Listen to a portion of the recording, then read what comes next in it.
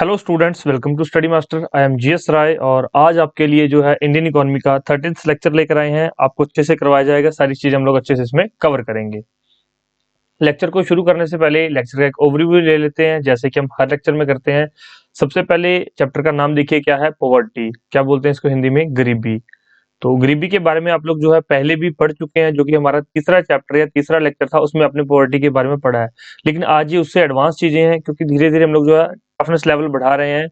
और कुछ स्टूडेंट्स का इसमें और भी डाउट था, वो सारे डाउट हम लेंगे इसमें, जो भी डाउट्स होंगे स्टूडेंट्स के। पहले आप लोग एक बार ओवरव्यू देख लीजिए। सबसे पहले पुअर की डेफिनेशन देखेंगे, उसके बाद आइडेंटिफिकेशन ऑफ द पुअर, कि पुअर्स की हमें पता कैसे चलता है कि कौन गरीब है कौन नहीं है। पुअर इन इंडिया, भारत में कौन गरीब है या इसके क्या कारण है, causes of the poverty. After that policies and programme toward poverty alleviation, तो पॉवर्टी को हटाने के जो है वो सारी इसमें प्रोग्राम्स कौन कौन से हैं, कौन कौन सी पॉलिसीज है सरकार की, वो यहाँ पर डिस्कस की गई हैं।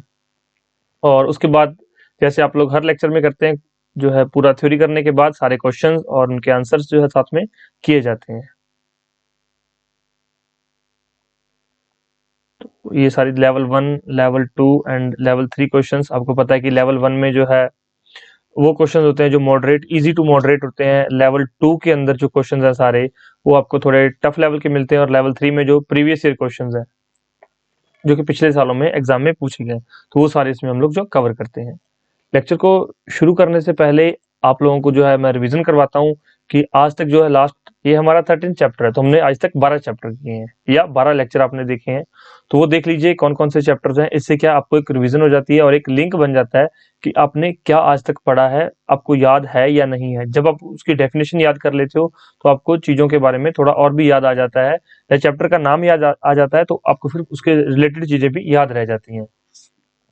और इससे पहले स्टूडेंट्स का एक और डाउट ले लेते हैं कि सर अगर हम लोग जो है एनसीईआरटी जो आप लोग करवा रहे हो ये कर लें तो क्या सफिशिएंट है? बिल्कुल स्टूडेंट्स, अगर आप लोग जो मैं आपको पढ़ा रहा हूँ, अगर ये सेम फाइल भी घर पे पढ़ लेते हो, आप किसी भी XYZ बुक की रेफरेंस ना लेकर एग्जाम में अच्छा स्कोर कर सकते हो। चाहे वो प्री का एग्जाम हो, चाहे वो मेंस का एग्जाम हो, आप उसमें अच्छा स्कोर कर सकते हो, क्योंकि इसमें मैक्सिमम चीजें जो आपके लिए लाई गई हैं, ताकि आपको कुछ भी एक्स्ट्रा ना पढ़ना पड़े। ये पहली चीज है।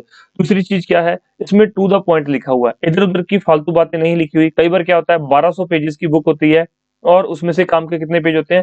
काम के मुश्किल से 300 से 350 पेज जो है काम के होते हैं। तो आपको जो फाइल मैं प्रोवाइड करवाऊंगा उसमें से मैक्सिमम 400 से 430 या 20 पेज होंगे, ताकि इसमें सारी चीजें जो इंपॉर्टेंट कवर की जाएंगी। और इसमें जो है हमारे पेजेस क्यों बढ़ जाएंगे, क्योंकि आपको पता है हर तरह के क्वेश्चन जो आपको वो भी करवाए गए, क्वेश्चन आपके लिए कवर किए गए, इसलिए थोड़े से पेजेस बढ़ रहे हैं। ठीक है, अब देखिए यहाँ पर फर्स्ट क्वेश्चन नहीं है, फर्स्ट चैप्टर आपने कौन सा किया था? The story of village Palampur. तो पालमपुर गांव की कहानी आप लोगों ने देखी थी, अच्छे से आपने पढ़ी थी। उसके बाद ह्यूमन एज ए रिसोर्स या फिर पीपल एज ए रिसोर्स, उसको पढ़ा था हमने, देखा था सेकंड चैप्टर में। नेक्स्ट पढ़ा था पॉवर्टी एज ए चैलेंज, की पॉवर्टी क्या है, ये चैलेंज के रूप में कैसे है, इससे क्या नुकसान होते हैं, किन किन लोगों को नुकसान होता है पॉवर्टी से, तो वो हम पहले पढ़ चुके हैं तीसरे चैप्टर में। और आज जो 13th चैप्टर है वो भी पॉवर्टी से रिलेटेड है। तो मतलब अगर आपको तीसरा चैप्टर अच्छे से याद है तो ये चैप्टर बिल्कुल अच्छे से समझ आ जाएगा, कोई इसमें डाउट नहीं बचेगा।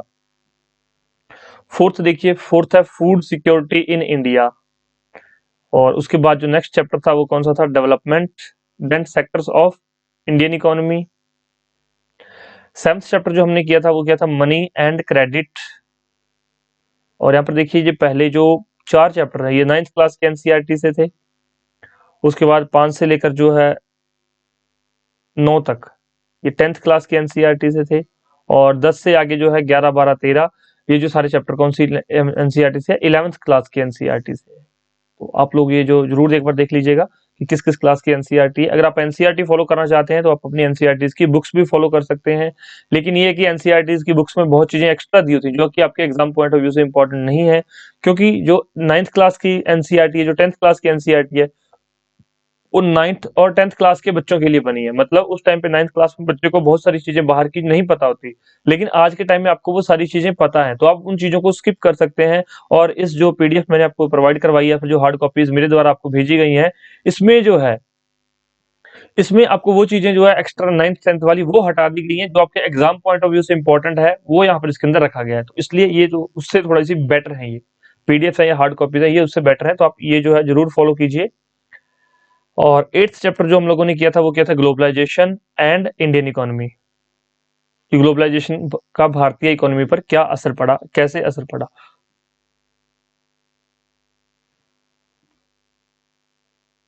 उसके बाद कंज्यूमर राइट्स आपने किया था, एंड नेक्स्ट देखा था कि इंडियन इकोनॉमी इंडिपेंडेंस के टाइम पे कैसी थी, 1947 से पहले कैसी थी Indian economy. After that 1950 to 1990 हमने देखा था कि इंडियन इकोनॉमी का स्ट्रक्चर कैसा था, कैसे काम हो रहे थे, और उसके बाद हमने देखा था 1991 के अंदर जो रिफॉर्म हुए थे, एलपीजी रिफॉर्म्स। तो ये सारी चीजें आज तक आप लोग जो है पढ़ चुके हैं।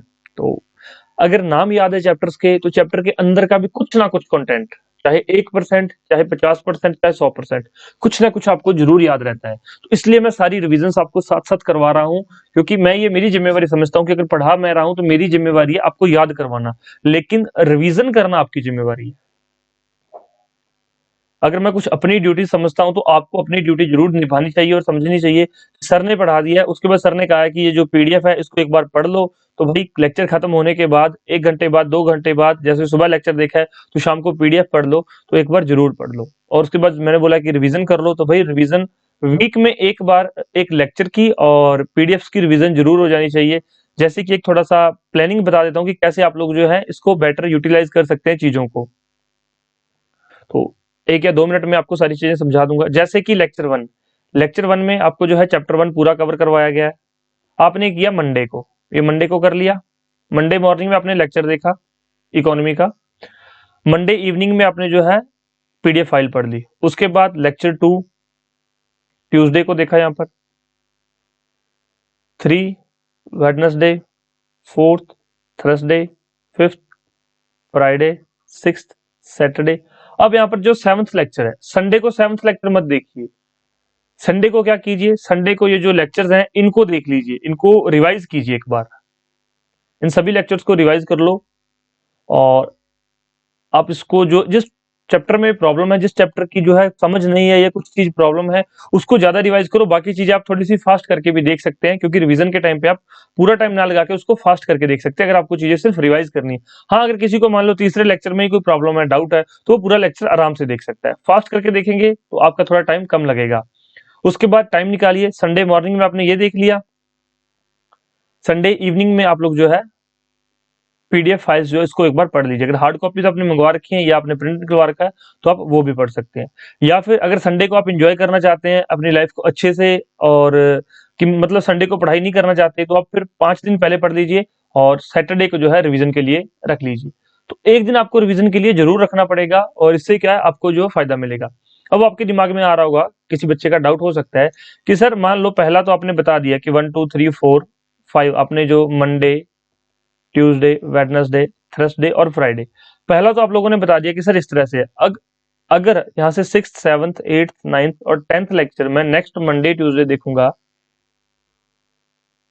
थर्सडे और फ्राइडे, तो अब 10 लेक्चर्स का रिवीजन तो नहीं हो पाएगा। तो जो ये पहले 5 लेक्चर्स का रिवीजन आप संडे को कर चुके थे, अब इसका रिवीजन अगर आपको जरूरत है रिवीजन करने की तो कीजिए, नहीं जरूरत है तो इन 5 की रिवीजन कर लीजिए। इन 5 लेक्चर्स की संडे को रिवीजन कर लीजिए और इसकी पीडीएफ फाइल पढ़ लीजिए। उसके बाद एक दिन बीच में लेक्चर स्किप करके सभी चीजों को रिवाइज कर लीजिए। जब तक चीजें रिवाइज नहीं करोगे, चीजें याद नहीं रखोगे, कोई फायदा नहीं है। चाहे जितने मर्जी लेक्चर्स देख लो, कहीं से मर्जी क्लासेस ले लो, कोई मर्जी पीडीएफ बुक्स जो भी पढ़ना चाहते हो पढ़ लो, अगर रिवीजन नहीं करोगे तो फायदा नहीं होगा। इसलिए बच्चों रिवीजन बहुत जरूरी है। रिवीजन का फैक्टर तो, जो बच्चा रिवीजन करता है वो एक बुक से भी एग्जाम क्लियर कर जाता है, और जो रिवीजन नहीं करता वो 50 बुक्स पढ़ के भी कहता है कि नहीं यार मेरे पास कंटेंट सही नहीं था। वो सिर्फ और सिर्फ किसकी गलती बनाता है फिर, कंटेंट की, कि भाई कंटेंट नहीं था, अगर कंटेंट होता तो मैं एग्जाम में कुछ और ही स्कोर करता, मेरा रैंक कुछ और होता। तो कंटेंट की गलती नहीं होती। गलती कहाँ पे होती है, गलती यही रह जाती है कि हम लोग रिवाइज नहीं कर पाते चीजों को। अदरवाइज कंटेंट जो आपके पास है वो सफिशिएंट है, और जो मैं प्रोवाइड करवा रहा हूँ उसकी गारंटी 100% मैं लेता हूँ कि ये एग्जाम से भी सफिशिएंट है, मोर देन इनफ है ये। अगर इसका जो मैं ये आपको दूंगा, ये पीडीएफ फाइल्स या ये जो हार्ड कॉपीज, अगर आप 100% ना पढ़ के इसका 70% भी पढ़ के चले जाते हो और 70% ही याद करके चले जाते हो, तो भी आप एग्जाम में जो है 60 to 65% स्कोर कर जाओगे, इस बात की गारंटी है। अब इससे ज्यादा तो मैं कुछ कर नहीं सकता आपके लिए। पढ़ना तो आपको पड़ेगा, चीजें याद आपको करनी पड़ेंगी। और गारंटी मैं वैसे नहीं ले रहा हूँ कि हाँ मतलब हवा में बोल दिया कि मेरी गारंटी एग्जाम में कुछ आएगा ही नहीं। आप एक बार पूरी पीडीएफ के गो थ्रू हो सकते हो। एक बार आपने अगर पहले 12 लेक्चर्स देख लिए तो आपको समझ आ गया होगा कि जो चीजें सर करवा रहे हैं, जो चीजें मैं पढ़ा रहा हूँ आपको, वो to the point, to the exam है। इसके अलावा इधर उधर की बातें मैं नहीं करता बीच में। मेरा मकसद ये नहीं रहता कि लेक्चर 2 घंटे का हो जाए, क्योंकि मुझे किसी को हिसाब नहीं देना कि मैंने 2-2 घंटे के 10 लेक्चर बना दिए या मैंने 2-2 घंटे के 50 लेक्चर बना दिए तो मेरी पेमेंट कर दो। मैंने किसी को हिसाब नहीं देना, मैं खुद आपके लिए ये सारा कुछ कर रहा हूँ। तो मैं लेक्चर में आपको मैक्सिमम चीजें वही करवाता हूँ जो आपके एग्जाम पॉइंट से रिलेटेड है, और एक्स्ट्रा नहीं करवाता, ठीक। और ना ही मैं लाइव क्लास लेता कि ठीक है बीच में बच्चों के कमेंट पढ़ने लग गया कि हाँ हेलो बोल दिया, हाय बोल दिया, ठीक है गुड मॉर्निंग बोल दिया, गुड आफ्टरनून बोल दिया, तो वो काम मेरे पास नहीं है। तो आप आए हैं पढ़ने के लिए, पढ़िए चीजों को, उसके बाद जो मैंने कहा है उसको रिवाइज कीजिए। उसके बाद ना समझ आए चीजें तो आप मुझे जो है कॉल कर सकते हो कि सर समझ नहीं आ रहा, अब क्या करें बताइए। पॉवर्टी नाम आप समझ गए हैं। पॉवर्टी क्या होता है? गरीबी। अब जब गरीबी आपके दिमाग में एक ऐसा वर्ड आता है कि गरीब या फिर गरीबी, तो आपके माइंड में एक इमेज बनती है। मैंने लास्ट लेक्चर के अंदर भी आपको जो है, जब पॉवर्टी का चैप्टर आपने किया था, कि हमारे दिमाग में एक ऐसे बच्चे की इमेज आ जाती है जो कि मतलब उसने आधे कपड़े पहन रखे हैं या उसने शायद कपड़े ही नहीं पहन रखे, उसके हाथ में एक आधा टुकड़ा रोटी का जो कि वो भी आधी साइड से खराब है, आधा खराब है। तो ऐसी इमेज हमारे माइंड में एक बन जाती है, क्योंकि आप लोग जो है मूवीज में देखते हो, आप लोग अगर गूगल पे भी सर्च करोगे तो भी ऐसी इमेज आएगी, अगर आप एनसीईआरटी में पढ़ते हो तो भी ऐसी इमेजेस ही दे रखी हैं। तो गरीबी का मतलब क्या होता है? गरीबी का मतलब ये होता है कि जो कुछ बेसिक रिक्वायरमेंट है एक ह्यूमन की, वो बेसिक रिक्वायरमेंट्स ही जो है, बेसिक नीड्स ही फुलफिल नहीं हो पाती। अब बेसिक नीड्स क्या है, आप अपने ऊपर लगा के देखिए कि आपकी बेसिक नीड क्या है। आपकी बेसिक नीड है खाना, सबसे पहले क्या है? फूड, आपकी बेसिक नीड है। फिर आपके लिए एक होम या फिर जो आप शेल्टर बोल सकते हो कि रहने के लिए थोड़ी डिसेंट सा प्लेस हो, थोड़ा अच्छा प्लेस हो, बहुत ज्यादा अच्छा नहीं है वो तो फिर अंबानी अडानीज के पास है जो विलास बने हुए हैं, लेकिन एक अच्छा घर हो कि ठीक है आपके पास छत हो तो बारिश आए तो आपको जो है बारिश में भीगना ना पड़े, ऐसा है। अगर हवा आए तो आपका घर खराब ना हो जाए हवा से। मतलब आपने झुग्गी झोपड़ी देखी होंगी, अगर बहुत ज्यादा तेज हवा आ जाती है या फिर बहुत ज्यादा तेज बारिश हो जाती है तो झुग्गी झोपड़ी में पानी भर जाता है, तो ऐसा नहीं होना चाहिए। Food, home. फिर जो है बेसिक एजुकेशन की, बेसिक एजुकेशन भी होनी चाहिए थोड़ी बहुत की, समझ के लिए कि आप चीजों को समझ सकें। और एजुकेशन से पहले एक और चीज आती है, वो क्या है? हेल्थ। अगर हेल्थ है तो ही एजुकेशन का फायदा नहीं है, अगर हेल्थ ही नहीं तो एजुकेशन क्या करेगी। मतलब एक 7 साल का बच्चा है, उसने 2 साल पढ़ाई भी कर ली और 8वें साल में उसकी डेथ होगी, तो फिर इस 2 साल की पढ़ाई का क्या फायदा होगा? तो कोई फायदा नहीं है। तो एजुकेशन से पहले क्या आती है? हेल्थ। तो पुअर जो है, जो पुअर वर्ग है, जो गरीब है, या गरीब की डेफिनेशन क्या है? जो लोग इस बेसिक नीड से या बेसिक नेसेसिटी से दूर रह जाते हैं, इसको यूज नहीं कर पाते, उसको गरीब कहते हैं, उसको पॉवर्टी कहते हैं। तो यही यहाँ पर लिखा हुआ, एक बार थोड़ा सा पढ़ लेते हैं कि पैराग्राफ में क्या लिखा हुआ है। बाकी आप खुद से जाकर एक बार जरूर पढ़िएगा, क्योंकि जैसे जैसे लेक्चर्स आगे बढ़ते जा रहे हैं चीजें सेम है, बस उसकी वर्डिंग चेंज होती जा रही है। अब वर्डिंग को जब आप उसको हिंदी में ट्रांसलेट करते हो, जब समझाते हो, तो वर्डिंग समझाने के लिए तो बेसिक नीड्स सेम ही हो गई कि बेसिक नीड्स। अब बेसिक नीड्स में क्या आएगा? जो पॉवर्टी में हमने तीसरे चैप्टर में पढ़ा था, वही बेसिक नीड इस पॉवर्टी में है, बस थोड़ी वर्डिंग चेंज हो गई है। वर्डिंग चेंज से क्या होता है? जब बच्चा 9th क्लास में होता है, 9th में होता है तो उसको किसी और तरह से समझाया जाता है। वो थोड़ा सा, उसका दिमाग अभी थोड़ा छोटा होता है, इतना डेवलप नहीं होता। उसने 9th में चीजें कुछ और तरीके से समझी थी। अब 11th क्लास में जो है, 11th क्लास में या जो 10th क्लास में चीजें थोड़ी और तरीके से आएंगी। वर्डिंग का फर्क है और कुछ फर्क नहीं होता है, बाकी चीजें तो सेम है। बस इतना है कि अगर आप वर्डिंग देख लोगे तो आपके पास कुछ वर्ड्स होंगे, वो वर्ड्स आप आंसर में लिखोगे तो जो आपका एग्जामिनर चेक करेगा आंसर, तो उसको लगेगा कि ठीक है बच्चे ने कुछ अच्छे लेवल की किताबें पढ़ी हुई हैं और ये अच्छा लिखा है। अगर आप 9th क्लास की एनसीईआरटी का आंसर लिख दोगे, वैलिड तो वो भी है। एक वो स्टूडेंट है, अब 2 स्टूडेंट है, मान लीजिए एक स्टूडेंट ए है और एक स्टूडेंट बी है। पॉवर्टी से रिलेटेड क्वेश्चन आ गया एग्जाम में। एक स्टूडेंट है जिसने सिर्फ 9th क्लास की एनसीईआरटी पढ़ी है, वो अपने हिसाब से आंसर लिख के आएगा। एक वो स्टूडेंट है जिसने 9th क्लास की एनसीईआरटी भी पढ़ी है, 10th क्लास की एनसीईआरटी भी पढ़ी है और 11th क्लास की एनसीईआरटी पढ़ी है, एंड 12th क्लास की एनसीईआरटी भी उसने कवर की हुई है। तो अब ये भी आंसर लिख के आएगा, ये अपने हिसाब से आंसर लिख के आएगा। अब इसके पास वर्ड्स ज्यादा होंगे, ये अपने थॉट्स को थोड़ा अच्छे तरीके से रिप्रेजेंट कर पाएगा। ये एक बचकाना मतलब कि जो आंसर लगेगा कि बच्चों जैसा आंसर लिख के आएगा, और ये एक मैच्योर आंसर लगेगा। तो इसलिए जो है चैप्टर्स का लेवल बढ़ गया है, क्लासेस का जैसे जैसे लेवल बढ़ता जाता है वहां पे वर्डिंग्स का लेवल बढ़ता जाता है। तो आपको ये जो है खुद से पढ़ना है। अब यहाँ पर जैसे जैसे हम आगे बढ़ते जाएंगे, मेरा काम घटता जाएगा, आपका काम बढ़ता जाएगा, कि मैं आपको चैप्टर के अंदर बता दूंगा कि ये सारी चीजें हैं, अच्छे से डेफिनेशन भी बता देता हूँ, लेकिन उसको एक बार पढ़ना आपकी जिम्मेवारी है। जब आप पढ़ लोगे तो आपको अच्छे से चीजें और अच्छे से क्लियर हो जाएंगी। चलिए शुरू करते हैं। A poor person lives a wretched life as he is unable to enjoy the barest necessity of the life which makes him morally degraded। भाई अगर उसके पास ये चीजें ही नहीं है, बेसिक चीजें नहीं है, कि भाई कपड़े ही नहीं है किसी के पास।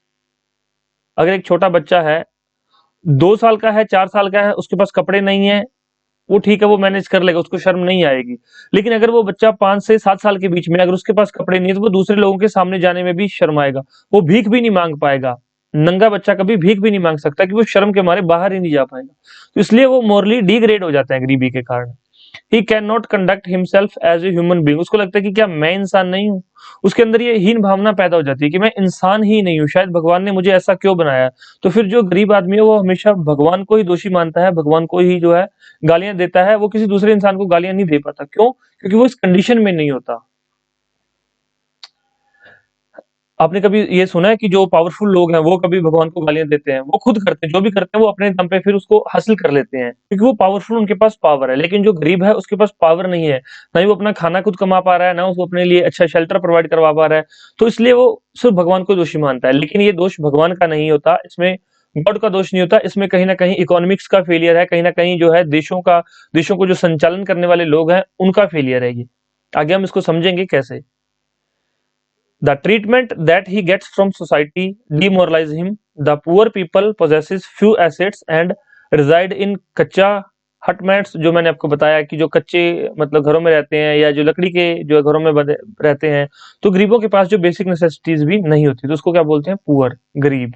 आगे देखिए, poverty in India has been studied from 2 points. तो भाई भारत में गरीबी 2 पॉइंट से जो है स्टडी की जाती है। दो बिंदु हैं, कौन कौन से है?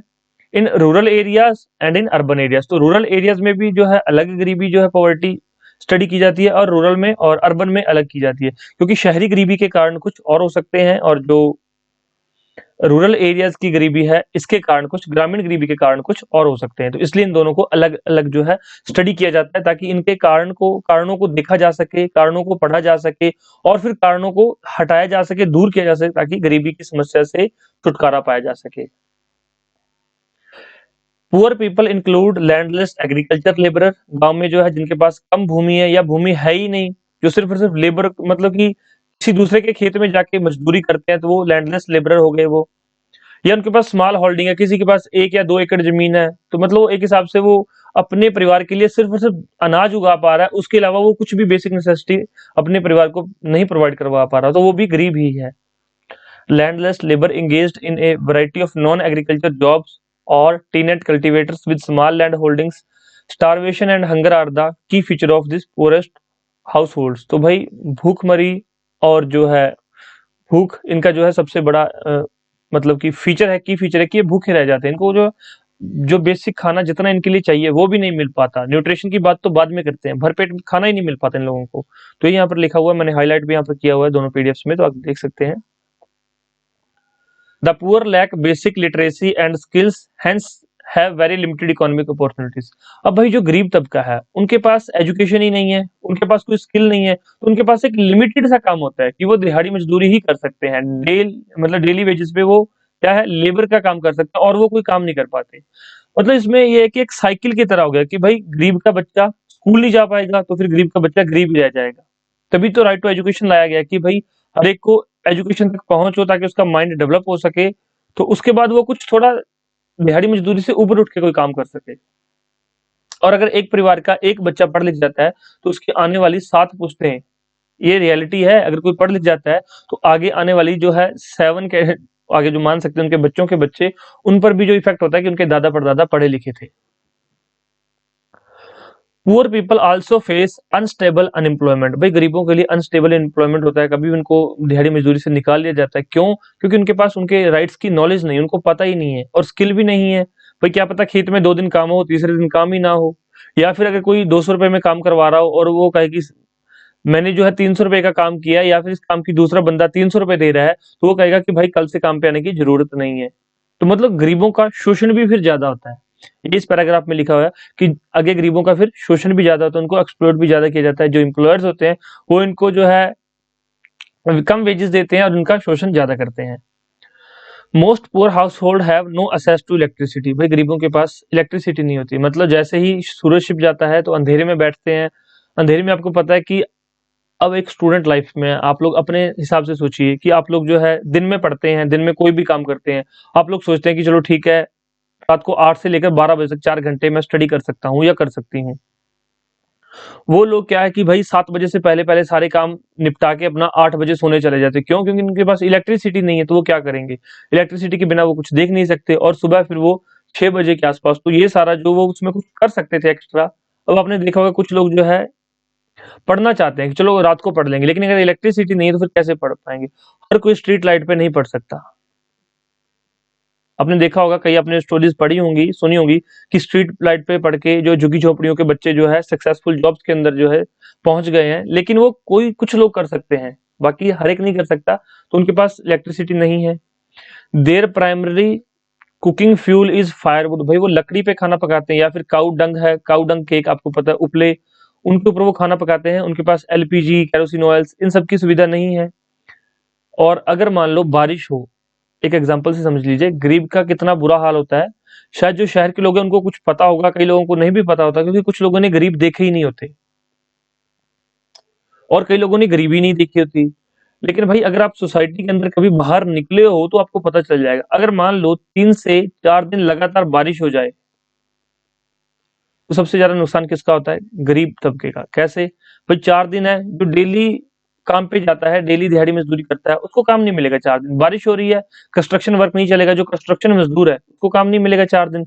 अब उसके पास इतनी सेविंग नहीं है कि वो 4 दिन बैठ के खा सके। चलो मान लो 4 दिन बैठ के खाना भी खा सकता है, वो इतना पैसा उसने सेव कर लिया किसी भी कारण से। अब भाई ये लोग जो है खाना कैसे पकाते हैं? लकड़ी पे। लकड़ी कहाँ से लेके आते हैं? ये जो मतलब पेड़ों से गिर जाती है सूखी लकड़ी, वो उठा के लाते हैं। 4 दिन से लगातार बारिश हो रही है, तो लकड़ी सूखी इनको कहाँ से मिलेगी? और इनके घर भी जो है, बारिश इनके जो है घरों में पानी घुस जाता है। अगर किसी ने लकड़ी स्टोर करके रखी हो तो वो भी गीली हो जाती है। तो मतलब गरीब तबके को हर एक चीज का सबसे ज्यादा नुकसान होता है। तो ये आपको चीजें समझनी चाहिए, और इसको समझ के आगे फिर आंसर आप अच्छे से लिख सकते हैं। जैसे आप जो है आईएएस, आईपीएस या फिर सर्विसेज में आ जाते हैं, तो आपको फिर ये गरीबी अगर पता है, आपने ये जो ग्राउंड लेवल पे इन चीजों को देखा है, समझा है, अंडरस्टैंड किया, तो फिर आप इसको हटाने के जो है मेथड्स बताएंगे, पॉलिसीज में अपने व्यूज करेंगे कि भाई ये पॉलिसी में होना चाहिए, इस तरह से गरीबी दूर हो सकती है। तो पहले आपको एक्चुअल प्रॉब्लम का तो पता होना चाहिए। Many poor people do not even have access to safe drinking water, भाई उनके लिए पीने का साफ पानी नहीं है। जब पीने का साफ पानी ही नहीं है, तो भाई जिंदा रहने के लिए साफ पानी की बहुत जरूरत है। अगर पानी ही गंदा मिल रहा है तो बॉडी फिर उस हिसाब से आगे काम करेगी। There is evidence of extreme gender inequality in the participation of gainful employment, education and decision making within the family. तो फैमिली के अंदर भी जो है जेंडर इनक्वालिटीज होती हैं। Economist identify the poor based on their occupation and ownership of the assets. जो economics मानते हैं कि ऑक्यूपेशन के हिसाब से, या फिर उनके पास कितनी भूमि या जमीन या जो भी उनके पास एसेट्स हैं, उसके हिसाब पे, उसके हिसाब से, उसके अकॉर्डिंग इकोनॉमिस्ट मानते हैं कि कौन पुअर है, कौन पुअर नहीं है। तो ये सारी बातें इस पैराग्राफ के अंदर लिखी हुई हैं, जो कि बहुत जरूरी थी। इस पे आपको टाइम देना बहुत जरूरी था। ये अगर बेसिक चीज समझ आ गई तो आगे के सारी चीजें आपको बहुत अच्छे से समझ आ जाएंगी। अब identification of the poor, poor की, गरीब तबके की पहचान कैसे की जा सकती है? जो ऊपर पॉइंट्स मैंने आपको बताए हैं उसी तरह से जो है गरीबों की पहचान की जा सकती है। लेकिन भारत के अंदर इसके लिए कुछ और मेथड्स यूज किए गए। कौन सा? एक पॉवर्टी लाइन बना दी गई, एक लाइन खींच दी गई है। Line is a cut off point on the line of distribution which usually divide the population of the country as a poor and non poor. तो भाई एक लाइन खींची गई है, उस लाइन के अकॉर्डिंग ही डिसाइड किया जाता है कि कौन पुअर है और कौन गरीब नहीं है। There are many kinds of poor, the absolute poor, the very poor and the poor. तो भाई पुअर के अंदर भी 3 तरह की कैटेगरीज हैं, जो बिल्कुल गरीब है, बहुत गरीब है, या सिर्फ गरीब है, ओनली गरीब है। तो आगे मैं आपको सारी चीजें करवाऊंगा। ये चार्ट है, बड़ा इंपॉर्टेंट है ये इमेज, तो इसको एक बार देख लीजिए। मैं इसको थोड़ा सा जूम कर देता हूँ, तो विजिबल होगी आपको सबको। ये देखिए यहाँ पर, ये है पॉवर्टी लाइन। ये जो लाइन है इसको बोलते हैं पॉवर्टी लाइन। क्या बोलते हैं? गरीबी रेखा। यहाँ पर भी सेम इमेज है, ये गरीबी रेखा बोलते हैं। ये एक स्पेसिफिक कैटेगरी है, किसको कैटेगराइज किया गया, और ये है एग्रीगेट कैटेगरी। मतलब ये तो एक एक चीज को बताएंगे, फिर इन दोनों को किस कैटेगरी में रखा जाता है वो देखिए यहाँ पर। एक होता है क्रोनिक पुअर, एक होता है ट्रांजिट पुअर। क्रोनिक पुअर का मतलब है कि ये तो ऑलवेज गरीब रहते हैं, या फिर ये गरीबी के बहुत नजदीक है, गरीबी इनको कभी छोड़ के नहीं जाती। ये होता है ट्रांजिट पुअर। कभी गरीब हो गए और मतलब गरीबी का क्या मतलब है, गरीब समझिए कि कभी गरीब हो गए कभी अमीर हो गए, ऐसा नहीं होता कि कभी खाना मिल गया कभी खाना नहीं मिलता। काम मिल गया तो ठीक है गरीब नहीं है, अगर काम नहीं मिला तो भाई गरीब है। तो इसको बोलते हैं ट्रांजिट पुअर, हिंदी में भी बताऊंगा मैं। और एक होता है नॉन पुअर जो कि कभी गरीब नहीं होते। क्रॉनिक पुअर में दो कैटेगरीज हैं, एक तो ऑलवेज पुअर जो कि गरीबी देखा ये आपकी जो है पॉवर्टी लाइन है, जो मैंने डिस्क्राइब किया इसको बोलते हैं गरीबी रेखा। और ये जो ग्राफ है ये किसका है, ये ऑलवेज पुअर का है कि भाई ये हमेशा इस गरीबी रेखा से नीचे ही रहते हैं, इनको खाना नहीं मिलता, इनके पास शेल्टर नहीं है, इनके पास कभी इनकी जो बेसिक नीड्स ही पूरी नहीं हो पाती। ये होते हैं यूजुअली पुअर कि ये ज्यादातर गरीब रहते हैं, लेकिन अगर कोई अच्छा टाइम हो कोई अच्छा काम मिल जाए तो इनकी गरीबी कभी कभार कुछ समय के लिए दूर हो जाती है। वैसे तो ये गरीब है, लेकिन अगर इस परिवार में 4 मेंबर्स हैं, चारों को काम मिल जाए तो इनकी गरीबी कुछ टाइम के लिए दूर हो सकती है, तो इसको बोलते हैं यूजुअली पुअर। ठीक है। एक होता है चर्निंग पुअर कि भाई अमीरी और गरीबी के बीच में आते जाते रहते हैं, मतलब इनका मंथन नहीं होता रहता, कभी अमीर हो गए कभी गरीब हो गए। भाई 2 दिन काम मिल गया तो गरीब नहीं है, 2 दिन काम नहीं मिला तो भाई फिर गरीब है। तो ये चीज ऐसा होता है, और ऐसा ही मतलब कई परिवारों के साथ भी ये रियलिटी है, देखने को मिलता है ऐसा। ये है चर्निंग पुअर। ये है ओकेजनली पुअर, वो कैसे, जो खेत के मजदूर होते हैं।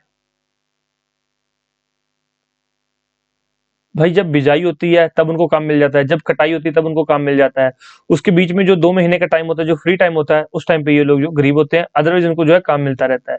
चाहे वो जैसे कि कोई कंस्ट्रक्शन वर्कर है, कंस्ट्रक्शन वर्कर उसको जो है काम मिलता रहेगा, उसको पता है कि कंस्ट्रक्शन हमेशा चलती रहती है और उसको काम मिलता रहता है। लेकिन आपको पता है जुलाई और जून जुलाई के मंथ में जब मानसून आ जाता है तब बारिश होती है, तो 1 से 2 महीने ये जो काम बंद हो जाता है, कंस्ट्रक्शन वर्क जो बंद हो जाता है, क्योंकि उनको पता है उधर से कंस्ट्रक्शन की और बारिश आ गई तो सारी कंस्ट्रक्शन जो है खराब हो जाएगी। तो ये 1 से 2 महीने क्या हो जाते हैं, गरीब हो जाते हैं। 1 से 2 महीने इनको फिर खाना भी मतलब बड़ी मुश्किल से मिल पाता है। समझ आया आपको ये दो चीजें। चर्निंग पुअर मतलब ये अमीरी और गरीबी के बीच में हमेशा घूमते रहते हैं, कभी मतलब खाना मिल गया कभी नहीं मिल गया। और इसमें क्या है, ओकेजनली और यूजुअली पुअर में यही डिफरेंस है, इनको कभी कभी काम मिल जाता है और इनका कभी कभी काम छिन जाता है। ये हो गया।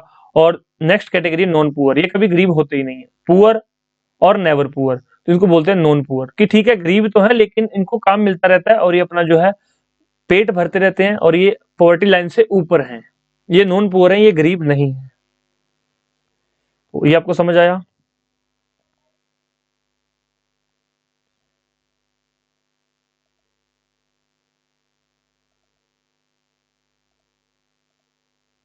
अब देखिए यहाँ पे आइडेंटिफिकेशन ऑफ द पुअर, ये आपने देख लिया कि poor, very poor and the poor. भाई इसको बड़े ध्यान से देख लेना, इस टेबल से ना आपके 4 से 5 क्वेश्चन सॉल्व होंगे आज, अगर टेबल आपको अच्छे से समझ आ गया। अगर टेबल ही समझ नहीं आया ये तो फिर 4-5 क्वेश्चन में आपको प्रॉब्लम हो सकती है। तो भाई ध्यान से थोड़ा इसको समझ लेना, वीडियो को रिवाइंड करके थोड़ा बैक करके भी देख सकते हो आप लोग।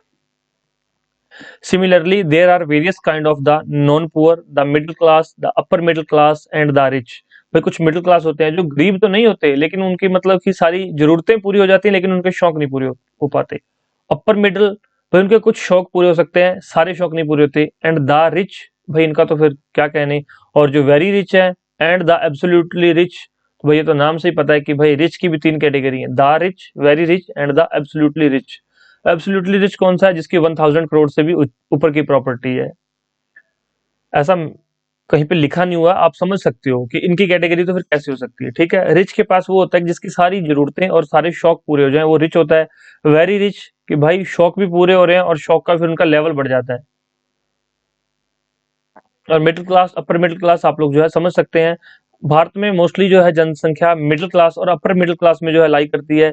The rich, very rich and absolute rich कुछ एक लोग हैं, और पुअर भी कम लोग हैं। Middle class and upper middle class में ज्यादा लोग लाई करते हैं। मिडिल क्लास और अपर मिडिल क्लास की क्या जो है विशेषता है, या फिर कैसे पता लगता है कि भाई फैमिली में 4 मेंबर्स हैं, अब एक को नौकरी मिल गई तो भाई वो मिडिल क्लास में ही रह जाएंगे, वो अब अमीर भी नहीं हो पाएंगे और वो गरीब भी नहीं। भाई जो जिस एक को जॉब मिल गई ना, ये सबके लिए खाना तो मुहैया करवा देता है, और ठीक ठाक सा ये शेल्टर मतलब घर भी प्रोवाइड करवा सकता है।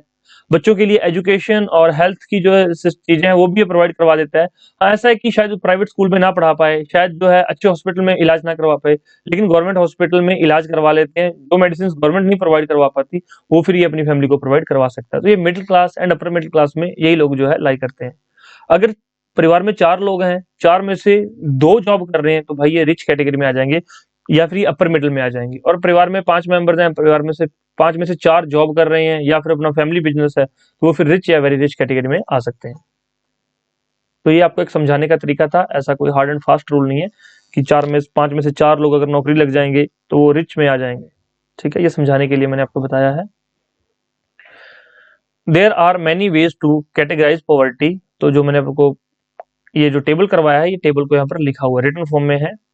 People who are always poor and those who are usually poor but who may sometimes have a little more money, for example casual worker. भाई जो वर्कर्स हैं उनके पास वैसे तो गरीब होते हैं, लेकिन जब काम मिल जाता है तो वो थोड़े से गरीबी से थोड़े दूर चले जाते हैं। Are grouped together as the chronic poor. तो इनको जो है क्रोनिक पुअर कहा जाता है, किनको? कैजुअल वर्कर को, जो कि या तो यूजुअली पुअर रहते हैं या ऑलवेज पुअर रहते हैं, उनको बोलते हैं क्रोनिक पुअर। देखिए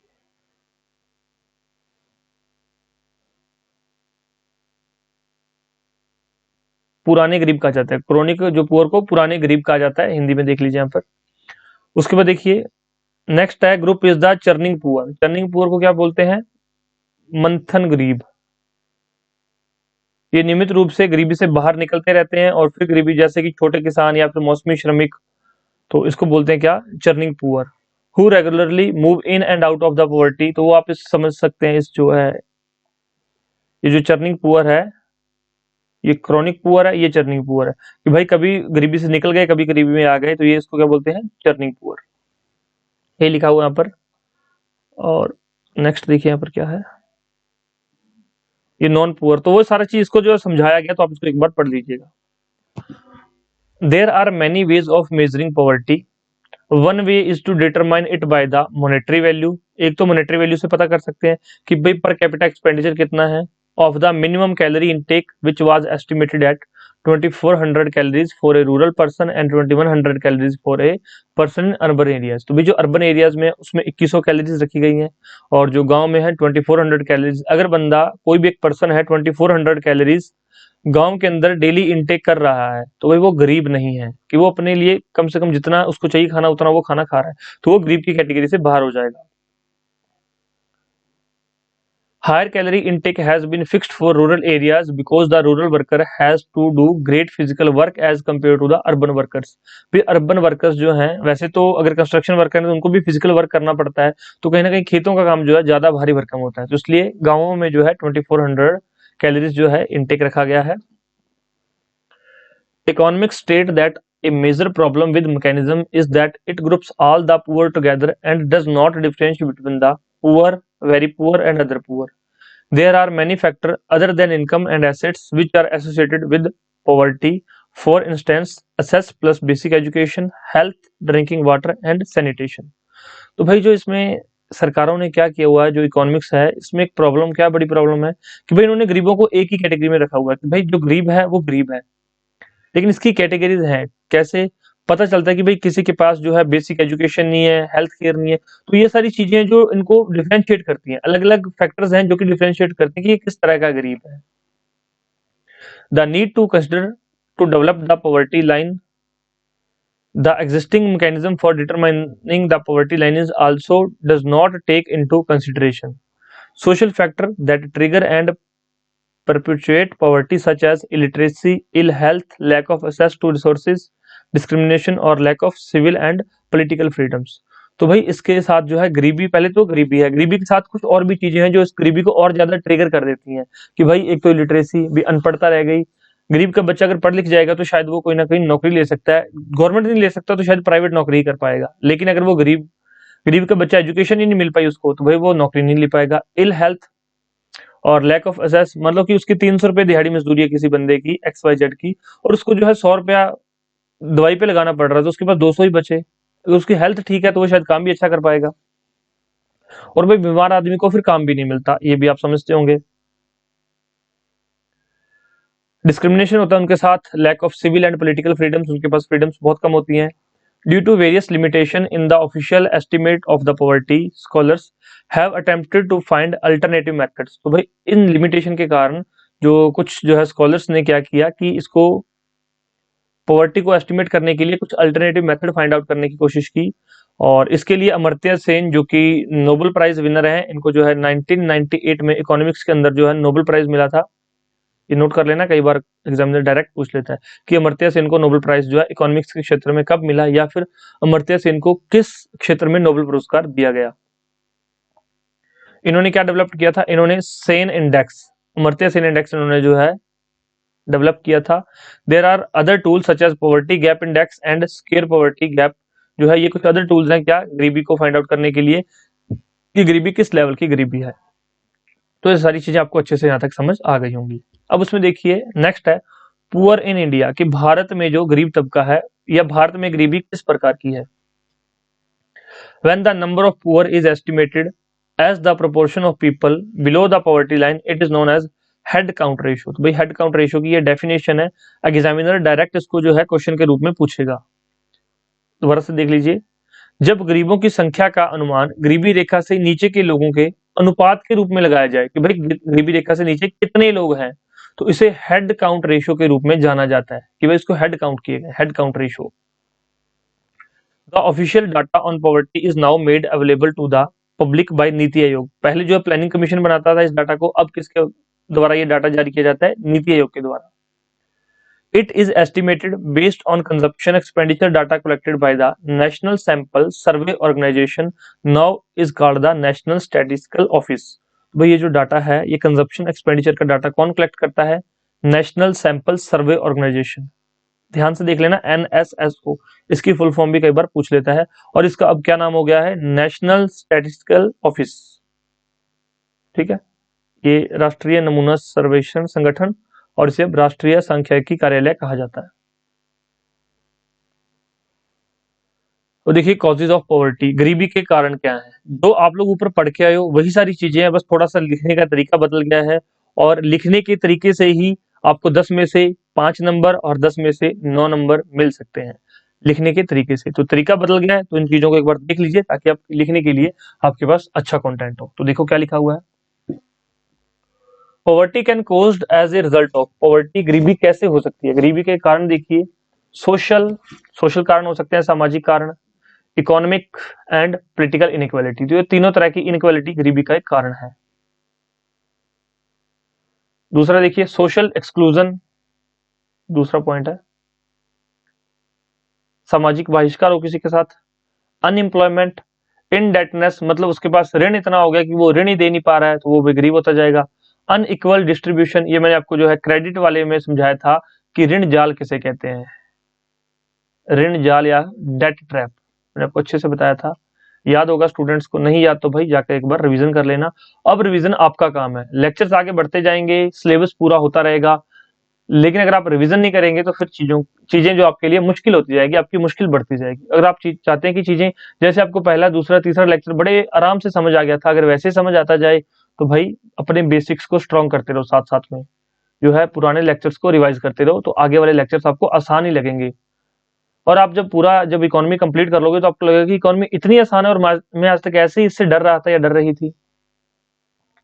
unequal distribution of the wealth, भाई लोगों के पास, किसी के पास 100 एकड़ जमीन है तो भाई किसी के पास सिर्फ और सिर्फ 1 एकड़ जमीन है, तो भाई 100 एकड़ वाले के पास वेल्थ ज्यादा है, इसके पास वेल्थ नहीं है, तो unequal distribution of the wealth भी एक गरीबी का कारण है।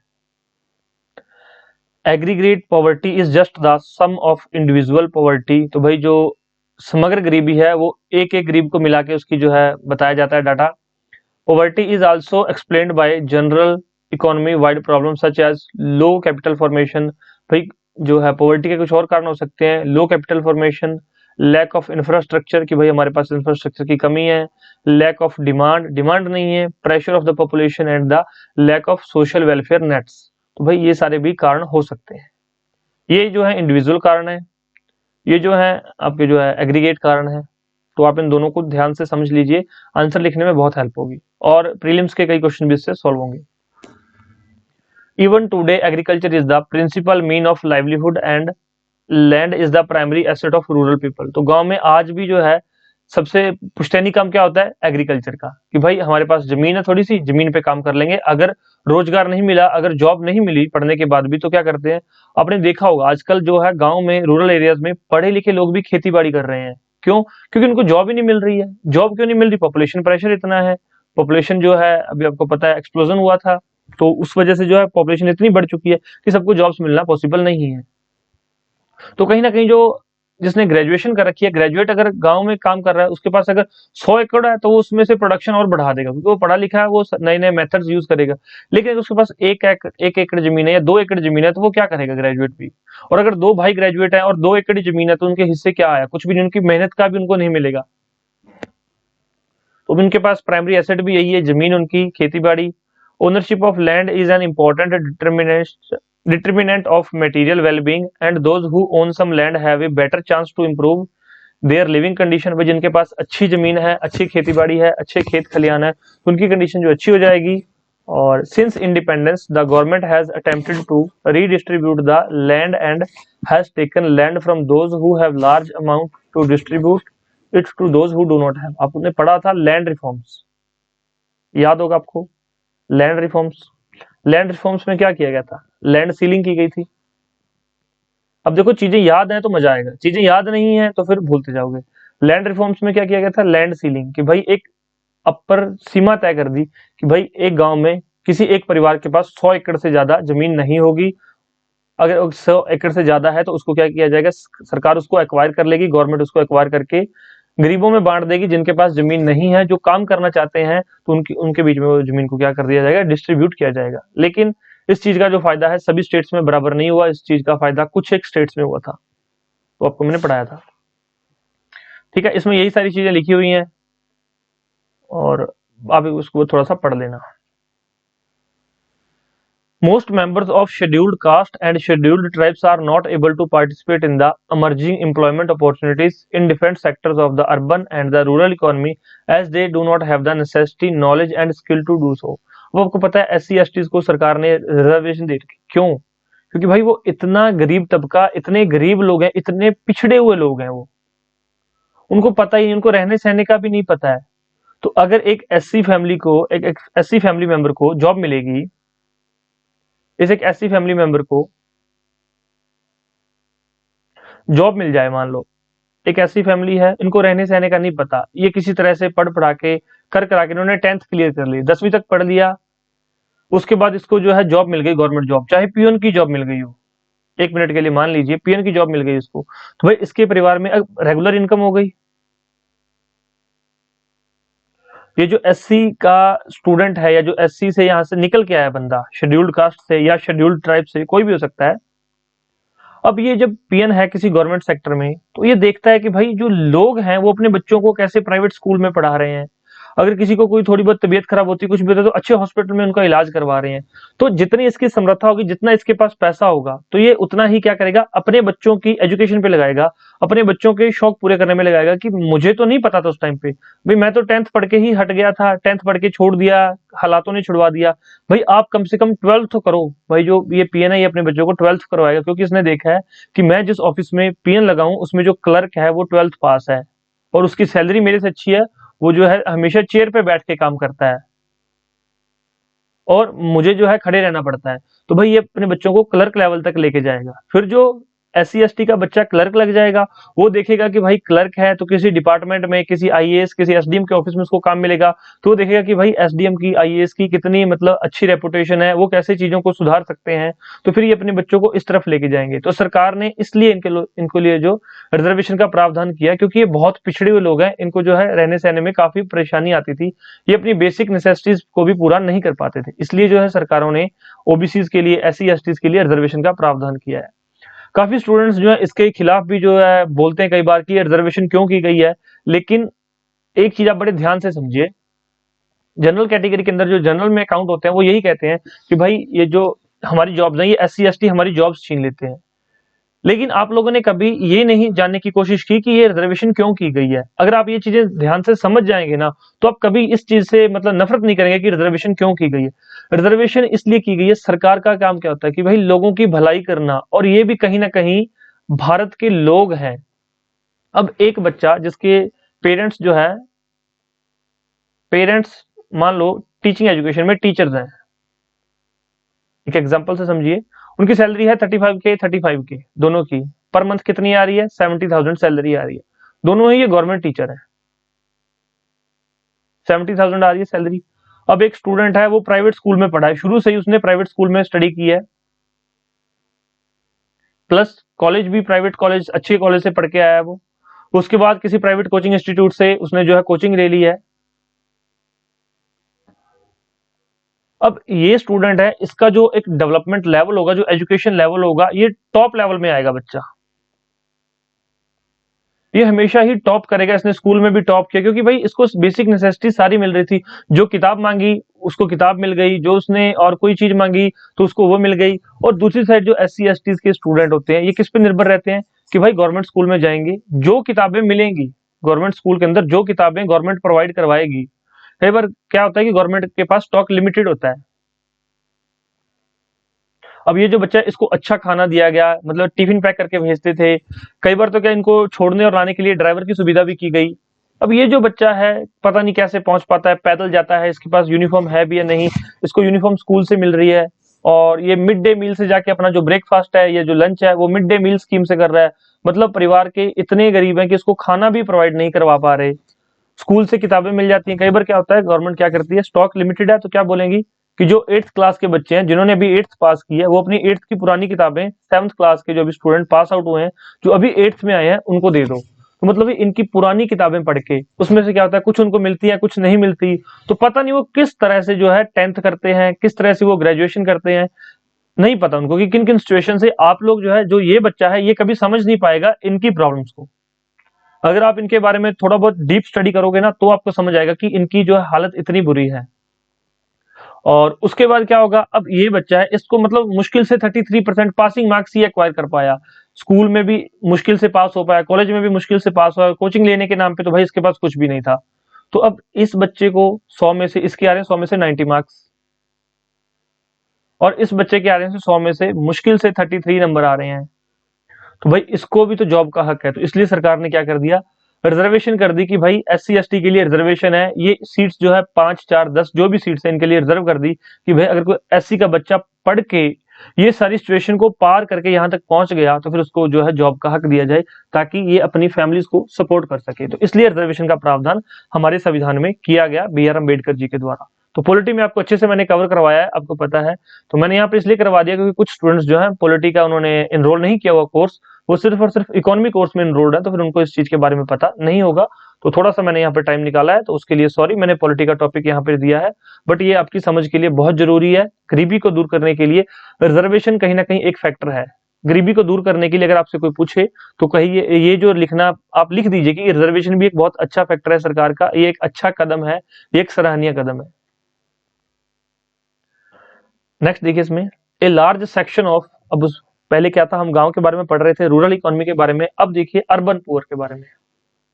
ए large section of urban poor in India are largely the overflow of the rural poor. भाई जो गरीब गांव में बहुत ज्यादा गरीब हो जाए, गांव में काम ही नहीं मिलेगा, तो वो कहाँ जाएंगे, वो जॉब के लिए शहरों की तरफ दौड़ेंगे कि भाई शायद वहां पे कोई काम मिल जाए। तो भाई अर्बन पुअर, गरीबों में जो शहरों में गरीबी इतनी ज्यादा नहीं है, लेकिन गांव के जब गरीबी ओवरफ्लो हो जाती है, गांव में गरीब ओवरफ्लो हो जाते हैं, ज्यादा हो जाते हैं, तो वो शहर की तरफ जाते हैं कि हमें शायद शहर में कुछ काम मिल जाए। Who migrate to urban areas in search of employment and a livelihood, कि वो अपने जीवन यापन के लिए, जीवन जीने के लिए और अपने एम्प्लॉयमेंट के लिए शहर की तरफ जाते हैं। The industrialisation has not been able to observe all the people. तो भाई भारत की इंडस्ट्रियल सेक्टर भी इतना मजबूत नहीं है कि वो सभी लोगों को जॉब प्रोवाइड करवा सके। तो ये पॉइंट यहाँ पर साफ साफ लिखा हुआ है। The urban poor are either unemployed or intermittently employed as casual laborers। तो जो अर्बन पुअर है, या तो उनको जॉब मिलती नहीं है, अगर मिलेगी तो कैजुअल लेबर के रूप में उनको जॉब मिलती है। Poverty is therefore also closely related to the nature of employment, कि भाई अगर जॉब है तो पॉवर्टी कहीं ना कहीं दूर हो जाती है। तो ये एम्प्लॉयमेंट के बिल्कुल नजदीक है पॉवर्टी। यहाँ पर पहुंचोगे हम लोग। स्टूडेंट्स एक चीज आप मतलब एक ट्रस्ट कर लेना, एक बार आप ये पूरे लेक्चर सीरीज कंप्लीट कर लेना, और जो मैं PDF आपको लोगों को प्रोवाइड करवाऊंगा, जो कि आपको पता है कि पेड PDF है, काफी स्टूडेंट्स ने जो है पे करके पहले ही मंगवा ली हैं PDFs, और जो काफी स्टूडेंट्स ने जो है PDF नहीं हार्ड कॉपीज जो ऑर्डर की थी, तो उनको हार्ड कॉपीज भी मिल गई हैं। तो आप अपने अकॉर्डिंग जो है देख लीजिए। इसकी जो एक एक लाइन है, जो एक एक लाइन है, इतनी इंपॉर्टेंट है, आपको कुछ भी एक्स्ट्रा नहीं दिया गया। मतलब कुछ भी आप मान सकते हो ना कि एक लाइन भी एक्स्ट्रा लिख दी जिसका कोई मतलब ना हो, एग्जाम से रेलेवेंस ना हो, तो ऐसा नहीं है। अगर आप 10 लाइनें पढ़ेंगे तो वो 10 लाइनें आपके एग्जाम में प्री और मेंस दोनों में काम आएंगी। और ये जो लेक्चर्स हैं, जब मैं आपको चीजें समझा रहा हूं, तो आप इंटरव्यू में भी अगर यही लैंग्वेज यूज करेंगे जो मैं बता रहा हूं आपको, तो आप अच्छा स्कोर कर पाएंगे।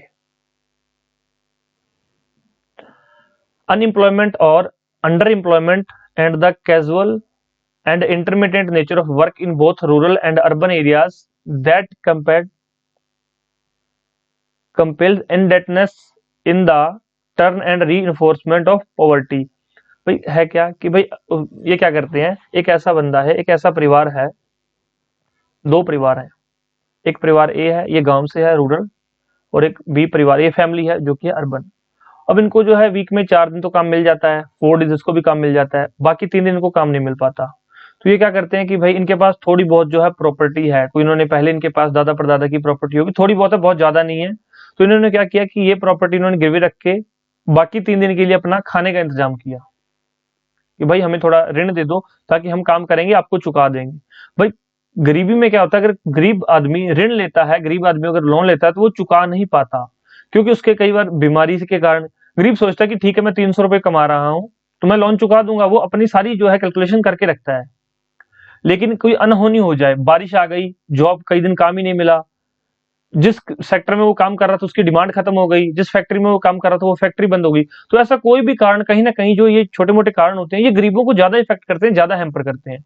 अमीर आदमी जो है वो झेल जाता है, वो क्या करता है अपनी सेविंग्स रखता है, और इन्होंने क्या किया, इन्होंने सेविंग्स नहीं, इन्होंने क्या किया था, लोन लिया था अपनी जो है बेसिक नेसेसिटीज को पूरा करने के लिए, चाहे क्या पता अपनी बेटी की शादी के लिए, क्या पता बेटी की पढ़ाई के लिए या बेटे की पढ़ाई के लिए इन्होंने लोन लिया, तो ये लोन ही नहीं चुका पाते। ये क्या होता है, ये जो लोन लिया, ये लोन इनकी जो पुश्तैनी थोड़ी बहुत प्रॉपर्टी है ये भी लेके चला जाता है, और ये एक ऋण जाल में फंसते चले जाते हैं। तो गरीबी कहीं ना कहीं बहुत ज्यादा परेशान करती है गरीबों को, और इसकी वजह से इनको और भी बहुत सारी चीजें जो है सहनी पड़ती हैं। Indebtedness is one of the significant factor causing poverty. तो भाई ये जो ऋण है ये बहुत ज्यादा सिग्निफिकेंट फैक्टर है पॉवर्टी का, गरीबी का। उसके बाद देखिए, a steep rise in price of food grains and other essential goods at a rate higher than the price of luxury goods further intensify the hardship and deprivation of the lower income group। भाई अगर चीजों के price एकदम से बढ़ जाएंगे, पहले जो आटा है वो मिल रहा था 20 रुपए kg, तो गरीब आदमी ठीक है अपना आटा लेके किसी तरह से काम चला रहा था, फिर क्या पता अचार के साथ रोटी खा रहा था या वो कैसे भी खा रहा था, चाहे वो बिना अचार से रोटी खा रहा था वो खा रहा था। अगर ये आटे का प्राइस एकदम से 30 रुपीज का पर केजी हो जाएगा तो इसका तो पूरा बजट हिल जाएगा, पूरा इसका सिस्टम हिल जाएगा कि भाई आटा भी इतना महंगा हो गया है। पहले 100 रुपए में 5 किलो मिलता था, अब 100 रुपए में 3 किलो ही मिलेगा, तो कहीं ना कहीं ये 2 किलो इनका नुकसान हुआ। तो जब ये इतने ज्यादा राइस एकदम से बढ़ते हैं तो ये इसका इफेक्ट भी गरीब तबके पे पड़ता है, इससे वो और गरीब होते जाते हैं। Poverty is a multi-dimensional challenge for India that need to be addressed on a war footing। तो भाई इसको युद्ध स्तर पर इसको जो है खत्म करने की तैयारी करनी चाहिए, बहुत बड़ा चैलेंज है इंडिया के लिए। Policies and programme toward poverty alleviation. तो भाई गरीबी को दूर करने के लिए कौन कौन से प्रोग्राम या जो पॉलिसीज बनाई गई हैं तो काफी इंपॉर्टेंट है एग्जाम पॉइंट ऑफ व्यू से, तो एक बार जरूर देखिएगा इसको और एक बार खुद से जरूर पढ़िए, पहले देख लीजिए फिर एक बार जरूर पढ़िए इस वर्डिंग को। The Indian Constitution and 5-year plans have always stated social justice as the primary objective of the development strategies of government। तो मैंने आपको 5-year plans के बारे में पढ़ाया था कि 5-year plans क्या हैं, जो भारत ने कहाँ से लिए थे, रशिया से लिए थे। तो उसका एक गोल क्या रहा है हमेशा, सोशल जस्टिस, ये उसका एक गोल रहा है कि सामाजिक न्याय हो लोगों के साथ। The government approach to poverty reduction was of 3 dimensional. तो भाई गवर्नमेंट ने कोशिश की है पॉवर्टी रिडक्शन की अप्रोच की है। The first one is the growth oriented approach. तो भी गवर्नमेंट ने 3 डायमेंशन जो है चूज की थी कि हम गरीबी को दूर करेंगे। पहली कौन सी थी, ग्रोथ ओरिएंटेड अप्रोच, कि भाई हम लोग ज्यादा तरक्की करेंगे तो जॉब्स आएंगी, और जो है गरीब लोगों को जब जॉब मिलेगी, मैंने आपको क्या कहा था कि जब किसी को एम्प्लॉयमेंट मिल जाती है तो वो कहीं ना वो गरीबी से दूर हो जाता है, उसकी गरीबी दूर हो जाती है। It is based on the expectations that the effect of economic growth, rapid increase the gross domestic product and per capita income would spread to all section of society and will trick down the poor section also। तो भाई क्या सोचा गया था कि सबको job, जब हम लोग क्या करेंगे, ग्रोथ करेंगे, हमारी इकोनॉमी ग्रोथ करेगी तो सबको जॉब्स मिलेंगी, सबको जॉब्स मिलेंगी तो जो हमारी डोमेस्टिक जीडीपी है, ग्रॉस डोमेस्टिक प्रोडक्ट, सकल घरेलू उत्पाद, ये जो बढ़ेगा बढ़ेगा तो इससे क्या गरीबी दूर होगी, इससे पर कैपिटा इनकम बढ़ेगी। लेकिन ऐसा नहीं हुआ। This was the major focus of planning in 1950s and 1960s में, ये ऐसा फोकस किया गया था। तो ऐसा महसूस किया गया था कि इससे इंडस्ट्रियल डेवलपमेंट और transformation of agriculture through green revolution is selected regions would benefit the underdeveloped regions and the more backward section of the community। तो भाई ऐसा सोचा गया था कि ये जो काम कर रहे हैं हम लोग, ये बैकवर्ड क्लासेस को या बैकवर्ड जो सेक्शन है सोसाइटी के, उनको फायदा मिलेगा इससे। लेकिन ऐसा हुआ नहीं। सेकंड अप्रोच क्या है? This second approach has been initiated from the third 5 year plan. ये पहले के अंदर कर दी गई थी, फर्स्ट 5 ईयर प्लान में, और ये जो है थर्ड 5 ईयर प्लान में की गई थी। इन लार्ज सिंस देन, तो भी क्या किया गया था, प्रोग्रेसिवली इन लार्ज। तो मतलब इसमें क्या किया गया था कि हमारी जो है सेकंड 5 ईयर प्लान में हैवी इंडस्ट्री पे जोर दिया गया, ताकि हम इस तरह से अब कोशिश करेंगे लोगों को जॉब प्रोवाइड करवाने की। तीसरा क्या किया गया था? तीसरा सब रोजगार की, लोगों को अब खुद ब खुद लोगों को ऐसा छोटा मोटा रोजगार दिया जाए, मतलब उनको पैसा दिया जाए ताकि वो अपने लिए रोजगार खुद बना सकें। तो तीसरा ये किया गया था।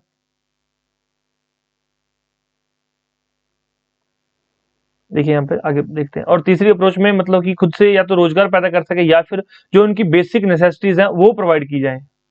फर्स्ट में जो है इकोनॉमिक ग्रोथ पे ध्यान दिया गया। दूसरे में क्या कहा गया कि थर्ड 5 ईयर प्लान के अंदर जो है प्रोग्रेसिवली इनलार्ज किया गया इसको। और तीसरे में जो है बेसिक नीड्स, जो है कि खाना और बेसिक एजुकेशन, बेसिक हेल्थ, आगे हम देखते हैं। Expanding self-employment programs and wage employment program are being considered as the major ways of addressing poverty। तो भाई सेल्फ एम्प्लॉयमेंट सेकंड में थे, मैंने शायद आपको थर्ड में बोल दिया, ये सेकंड में ही थे, सेकंड अप्रोच में। Examples of the employment programmes implemented as, जैसे कि प्राइम मिनिस्टर रोजगार योजना, कि भाई प्राइम मिनिस्टर रोजगार योजना के तहत खुद को रजिस्टर करवाओ और जो भी रोजगार होगा वो आपको प्रोवाइड किया जाएगा। स्वर्ण जयंती शहरी रोजगार योजना, तो ऐसी कुछ योजनाएं चलाई गई थी ताकि मैक्सिमम पीपल को रोजगार दिया जा सके। The government has a variety of programs to generate wage employment for the poor, unskilled people living in rural areas। अगस्त 2005 लिखा हुआ आ गया, तो वही मनरेगा का समझ जाइए। मनरेगा मैंने आपको बताया था, मनरेगा क्या होता है, national rural employment guarantee act, जो कि 2005 के अंदर जो है लागू किया गया था। अब इसका नाम क्या हो गया, महात्मा गांधी एमजी नरेगा हो गया इसका नाम। ठीक है। अब इसमें मिनिमम 100 डेज का जो है वर्क प्रोवाइड किया जाएगा, जो है अनस्किल्ड लेबर को कोई ना कोई काम किया दिया जाएगा। ये रूरल पुअर के लिए है। और अगर 100 दिन का काम सरकार नहीं प्रोवाइड करवा सकती तो सरकार क्या करेगी, उनको जो है पैसे देगी। उसका अगर काम नहीं भी करवाया तो भी सरकार उनको पैसे देगी। ये चीजें मनरेगा के बारे में आप सारी चीजें पढ़ चुके हैं, तो मैं बार बार नहीं करवाऊंगा, आप लोग खुद इसको पढ़ लीजिएगा थोड़ा मनरेगा के बारे में। थर्ड अप्रोच देखिए, the third approach is to addressing poverty is to provide minimum basic amenities to the people। India was among the pioneers in the world to envisage that through public expenditure on social consumption needs, provision of food grains at subsidized rates, education, health, water supply and sanitation, people living standard could be improved। अब देखिए तीसरी approach क्या थी, यहाँ से फिर देख लीजिए कि सरकार की जो है गवर्नमेंट की अप्रोचेस क्या थी। 3 अप्रोचेस थी, थोड़ा सा ध्यान से देख लीजिए, पहली, दूसरी और तीसरी। पहली क्या थी, ग्रोथ ओरिएंटेड, कि भाई इकोनॉमी ग्रोथ करेगी, ग्रो करेगी तो सभी के लिए काम होगा, सभी को रोजगार मिलेगा, पर कैपिटा इनकम बढ़ जाएगी। ये थी पहली अप्रोच। दूसरी अप्रोच क्या कह रही थी कि भाई लोगों को मतलब कि रोजगार दिया जाए, सब रोजगार, लोगों को छोटे मोटे लोन दिए जाए या लोगों को रोजगार प्रोवाइड किया जाए। ऐसी कुछ स्कीम्स लाई गई। पहले क्या था कि ग्रोथ पे ध्यान दिया गया कि इससे जॉब्स आएंगी। फिर क्या था कि भाई जॉब्स लेके आओ, अब लोगों को रोजगार हम देते हैं, शायद इससे डेवलपमेंट हो जाए, इससे गरीबी दूर हो जाए। तीसरा क्या किया गया कि लोगों की बेसिक नीड्स हैं, भाई उनको बेसिक नीड्स के अंदर क्या है, सबसे पहले जब बच्चा पैदा होता है,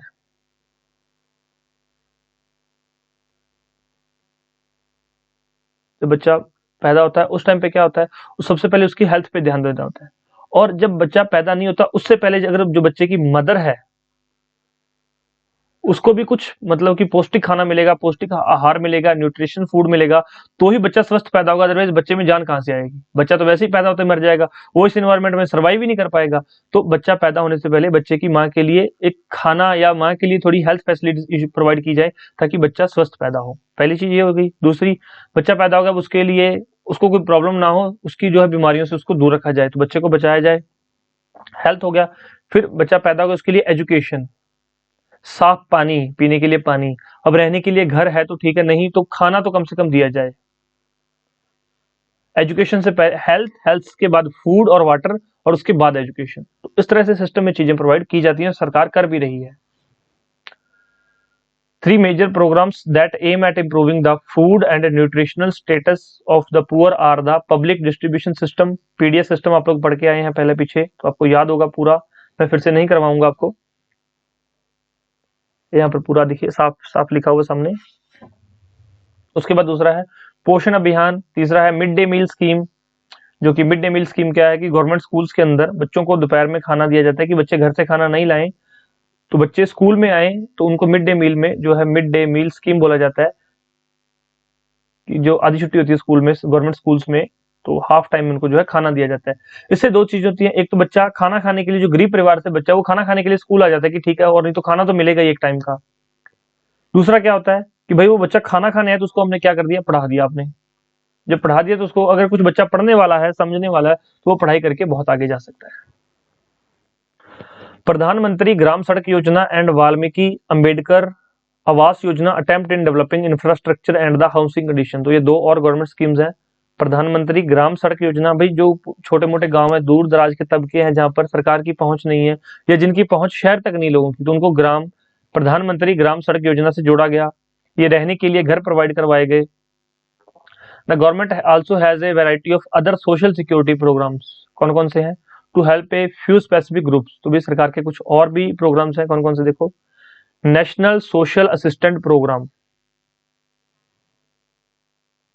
राष्ट्रीय सामाजिक सहायता कार्यक्रम, ये केंद्र सरकार के द्वारा चलाए जा रहे हैं।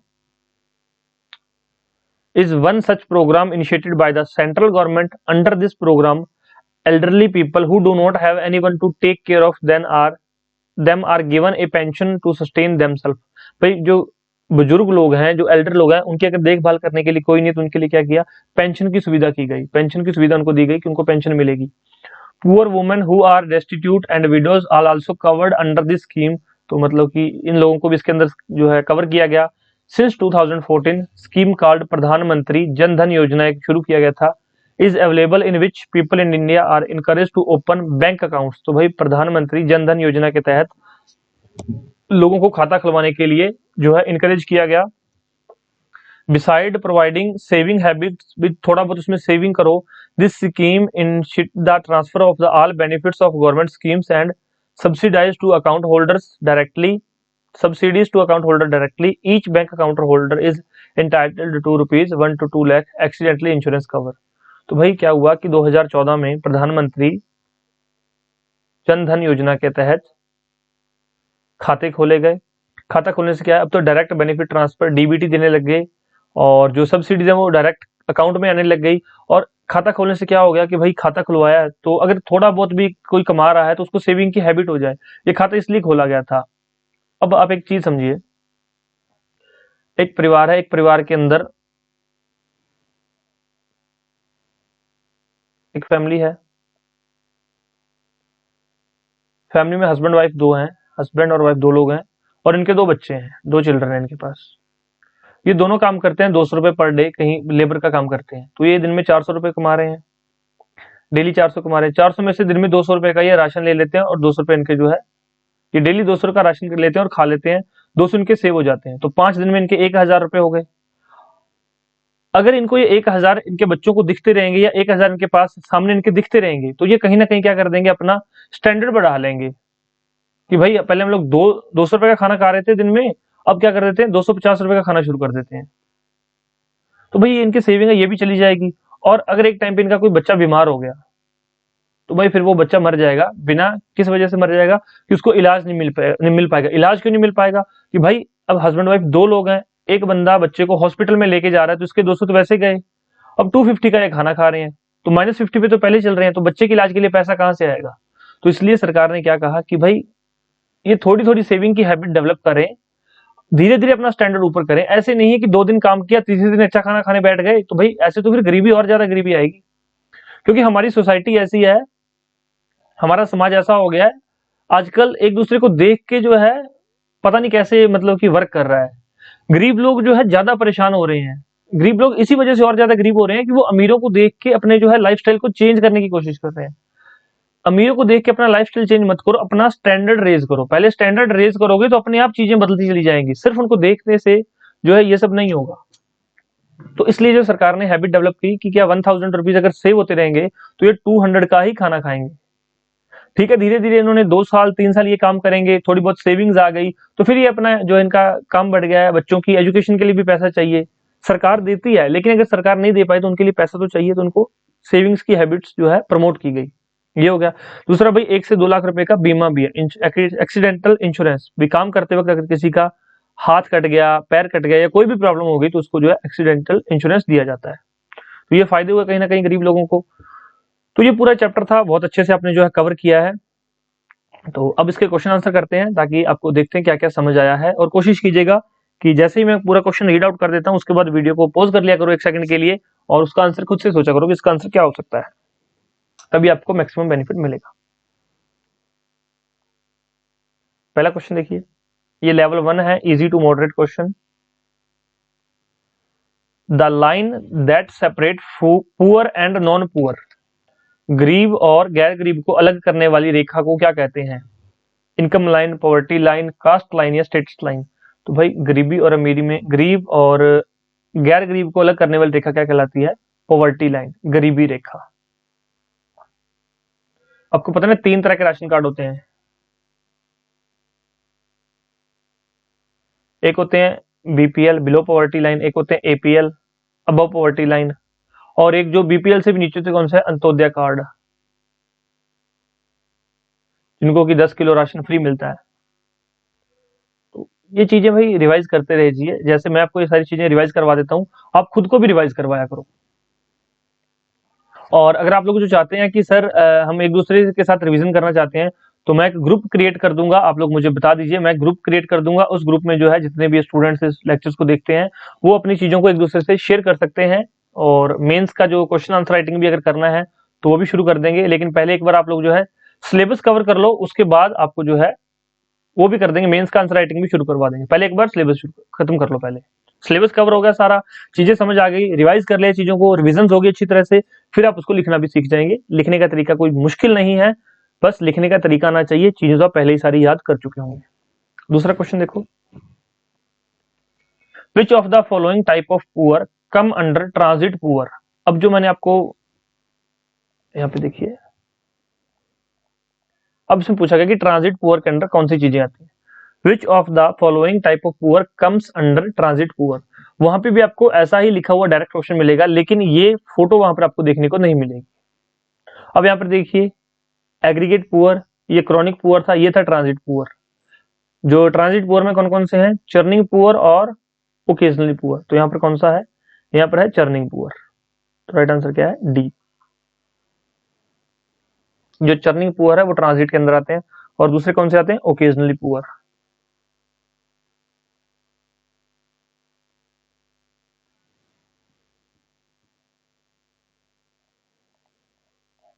यहाँ पर चलते हैं नीचे, क्वेश्चन को हिंदी में पढ़ते हैं। निम्न में से किस प्रकार के गरीब क्षणिक गरीब के अंतर्गत आते हैं? ट्रांजिट मतलब क्षणिक गरीब, क्या बोलते हैं उसको? मंथन गरीब। चर्निंग पुअर, मंथन गरीब।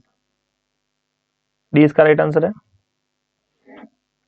नेक्स्ट क्वेश्चन देखिए, the type of poor who regularly move in and out of the poverty is? भाई जो लगातार गरीबी से कभी बाहर आ जाते हैं कभी फिर गरीब हो जाते हैं तो उनको क्या कहा जाता है? निर्धनता का वह प्रकार जो नियमित रूप से निर्धनता से बाहर आता जाता रहता है उसको क्या बोलते हैं? देख लीजिए, ऑप्शन पढ़ लीजिए, तब तक पानी पी लेता हूं।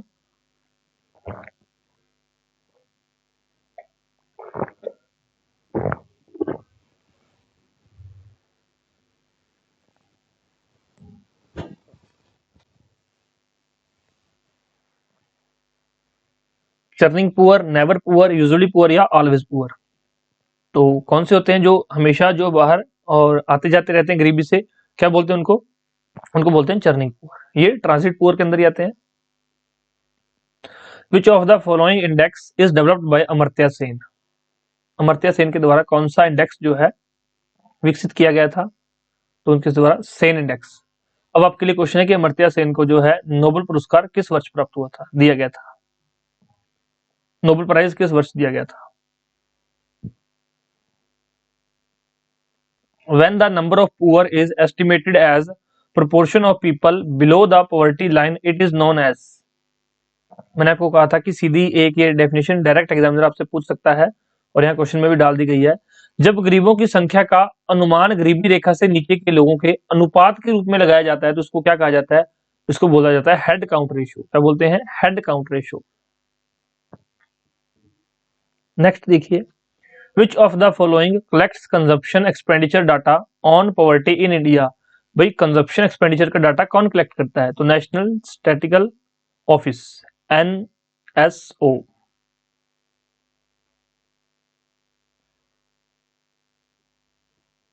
नेक्स्ट चलिए क्वेश्चन पे।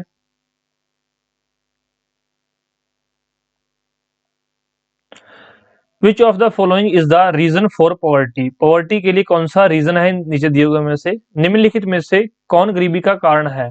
सामाजिक असमानता, सामाजिक बहिष्कार, बेरोजगारी या उपरोक्त सभी? तो भाई ये तो सभी चीजें हैं। Social inequality, social exclusion, unemployment. Right answer है all of the above. Simple question था ये बिल्कुल। Poverty is closely related to the nature of. भाई पॉवर्टी जो है सबसे ज्यादा क्लोज किसकी होती है? पर्सन्स के, एम्प्लॉयमेंट के, सोसाइटी के, नन ऑफ द अबव की। तो भाई अगर किसी को जॉब मिल जाएगा, जॉब मिल जाएगी तो क्या हो जाएगा उसमें? उसकी गरीबी दूर हो जाएगी। तो poverty is closely related to employment. गरीबी का प्रकृति से गहरा संबंध है रोजगार से।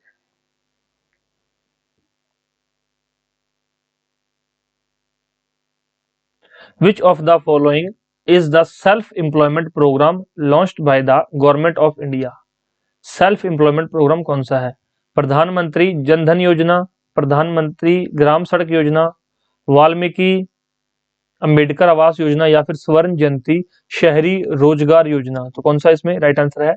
स्वर्ण जयंती शहरी रोजगार योजना। कि भाई सेल्फ एम्प्लॉयमेंट, भाई खुद के लिए थोड़ा सा कुछ खुद के लिए कमा सके, अपने सेल्फ एम्प्लॉयमेंट किसी तरह से जनरेट कर सके, तो उनको लोन प्रोवाइड किए जाते थे। ये दूसरे जो मैंने आपको बताया था ना कि 3 तरह की स्कीम्स लॉन्च की गई थी, 3 तरह की कोशिश की गई थी, 3 डायमेंशंस पे काम किया गया था। तो ये दूसरे डायमेंशन के अंदर ये आता है self employment. In which of the following elderly people who do not have anyone to take care of them are given a pension to sustain themselves? निम्नलिखित में से किस बुजुर्ग व्यक्ति को, जिसकी देखभाल करने वाला कोई नहीं है, खुद को जिंदा रखने के लिए पेंशन की सुविधा दी जाती है? तो किस स्कीम के तहत दी जाती है? मिड डे मील स्कीम के तहत। भाई मिड डे मील तो गवर्नमेंट स्कूल्स के अंदर दी जाती है, किसके लिए? बच्चों को खाना देने के लिए। तो ये तो ऑप्शन नहीं हो सकता। प्रधानमंत्री जन धन योजना, भाई इसके अंदर क्या है? खाता खोला जाता है, अकाउंट ओपन किया जाता है। और अब तो डीबीटी हो गया, डायरेक्ट बेनिफिट ट्रांसफर। तो क्या हो जाता है कि जो पेंशन भी पहले क्या था, पेंशन लेने के लिए जाना पड़ता था, अब क्या है direct benefit transfer, pension direct account में आती है। और भी बहुत सारे जो है बेनिफिट्स जो है डायरेक्ट अकाउंट में आते हैं। नेशनल सोशल असिस्टेंट प्रोग्राम, तो क्या है? नेशनल सोशल असिस्टेंट प्रोग्राम राष्ट्रीय सामाजिक सहायता कार्यक्रम के तहत उनको क्या दी जाती है? पेंशन दी जाती है। और अगर ना भी समझ आए कि इसका आंसर सी है तो आप ये देख लीजिए, वाल्मीकि अंबेडकर आवास योजना। तो ये तो रहने के लिए, पेंशन का तो कहीं जिक्र ही नहीं। तो ये है नेशनल सोशल असिस्टेंट प्रोग्राम के तहत पेंशन का प्रावधान किया गया है बुजुर्गों के लिए या फिर विधवाओं, महिलाओं के लिए, या विकलांग लोगों के लिए, जो डिसेबल्ड पीपल होते हैं, लोग होते हैं, उनके लिए जो है पेंशन की सुविधा है। Which of the following programmes has the government adopted to help the elderly people and poor and destitute womens? निम्नलिखित में से कौन सा कार्यक्रम सरकार ने बुजुर्ग लोगों, गरीब और निराश्रित महिलाओं की सहायता के लिए अपनाया है? तो जब आप ऊपर पढ़ के आए हो, नेशनल सोशल NSAP, अभी ऊपर पढ़ के ना, राष्ट्रीय सामाजिक सहायता कार्यक्रम, national social assistant program. Next देखो, which of the following is called the most poor? निम्नलिखित में से सबसे गरीब किसे कहा जाता है? एक है क्रोनिक पुअर, एक है ओकेजनली पुअर, एक है ट्रांजिट पुअर, दूसरा है चर्निंग पुअर। ओकेजनली मतलब कभी कभार वो गरीब हो जाता है, अगर उसको जॉब नहीं मिलती तो वो थोड़ी टाइम के लिए, तो ये नहीं हो सकता। ट्रांजिट पुअर भाई ऊपर नीचे होता रहता है, तो ये भी नहीं है। चर्निंग ट्रांजिट के अंदर ही आता है, तो कौन सा है? Chronic poor. पुराना गरीब जो है सबसे गरीब कहलाता है। ये सारी चीजें तो है अलग है, तो उसका राइट आंसर ए है। ये बहुत इंपॉर्टेंट है, डायरेक्ट एक क्वेश्चन आएगा और इतना छोटा सा क्वेश्चन आएगा ये छोटू सा क्वेश्चन, ये छोटू सा क्वेश्चन आपका अगर गलत हो गया तो फिर देखो कितनी गड़बड़ हो जाएगी इस छोटू से क्वेश्चन से। तो भाई ये क्वेश्चन आप समझ सकते हो कितना इंपॉर्टेंट है, मतलब ये सारे 10 से 12 वर्ड्स हैं, और ठीक हो गया तो 2 नंबर, नहीं हुआ तो भाई फिर तो गड़बड़ हो जाएगी। मेरा इतना पढ़ाने का, इतना गला फाड़ने का क्या मतलब, अगर आप क्वेश्चन ही गलत करके आओगे तो। नहीं करना गलत। Which of the following program having the aim to provide food and nutrition among poor? निम्नलिखित में से किस प्रोग्राम का उद्देश्य गरीबों के बीच भोजन और पोषण प्रदान करना है? PDS public distribution system, ICDS क्या है? इंटीग्रेटेड चाइल्ड डेवलपमेंट की सर्विसेज, मैंने आपको करवाया था। मिड डे मील स्कीम, तो ये तीनों ही एक हिसाब से सेम काम करते हैं, तो राइट आंसर है डी, उपरोक्त सभी।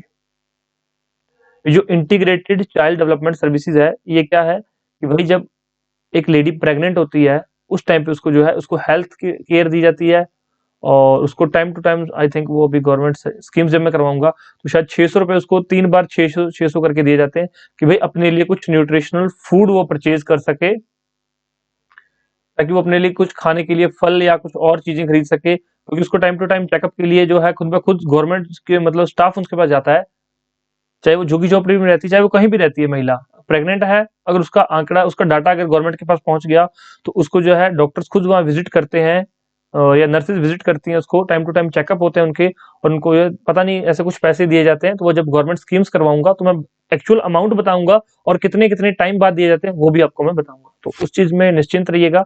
ये मैं जो मैंने आपको बताया था वही चीज यहाँ पर लिखी हुई है। अब तो आपको भरोसा हो गया होगा कि अगर आप मेरे लेक्चर देख रहे हैं तो आपका कुछ भी जो है मिस नहीं होगा।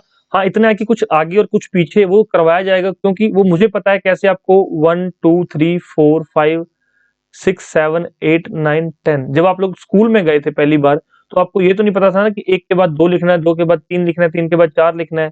जब आपने सर को, आपने किसी न किसी टीचर से सीखा होगा, तो मैं आपको सिखाऊंगा कि भाई ये सीक्वेंस कैसे है। जैसे चैप्टर सीक्वेंस वाइज चल रहे हैं, सारी चीजें आपको जो है सीक्वेंस वाइज समझ भी आती जाएंगी। बस आप अपने एफर्ट्स जारी रखना, अपने एफर्ट्स कम मत करना। Consider the following statement with respect to the poor, तो भाई कुछ कथन दिए गए हैं, गरीबों के संबंध में निम्नलिखित कथनों पर विचार करना है, और उसके बाद which of the statement given above are correct, तो सही स्टेटमेंट को देखना है, कौन सी सही स्टेटमेंट है उसके अकॉर्डिंग आंसर मार्क करना है।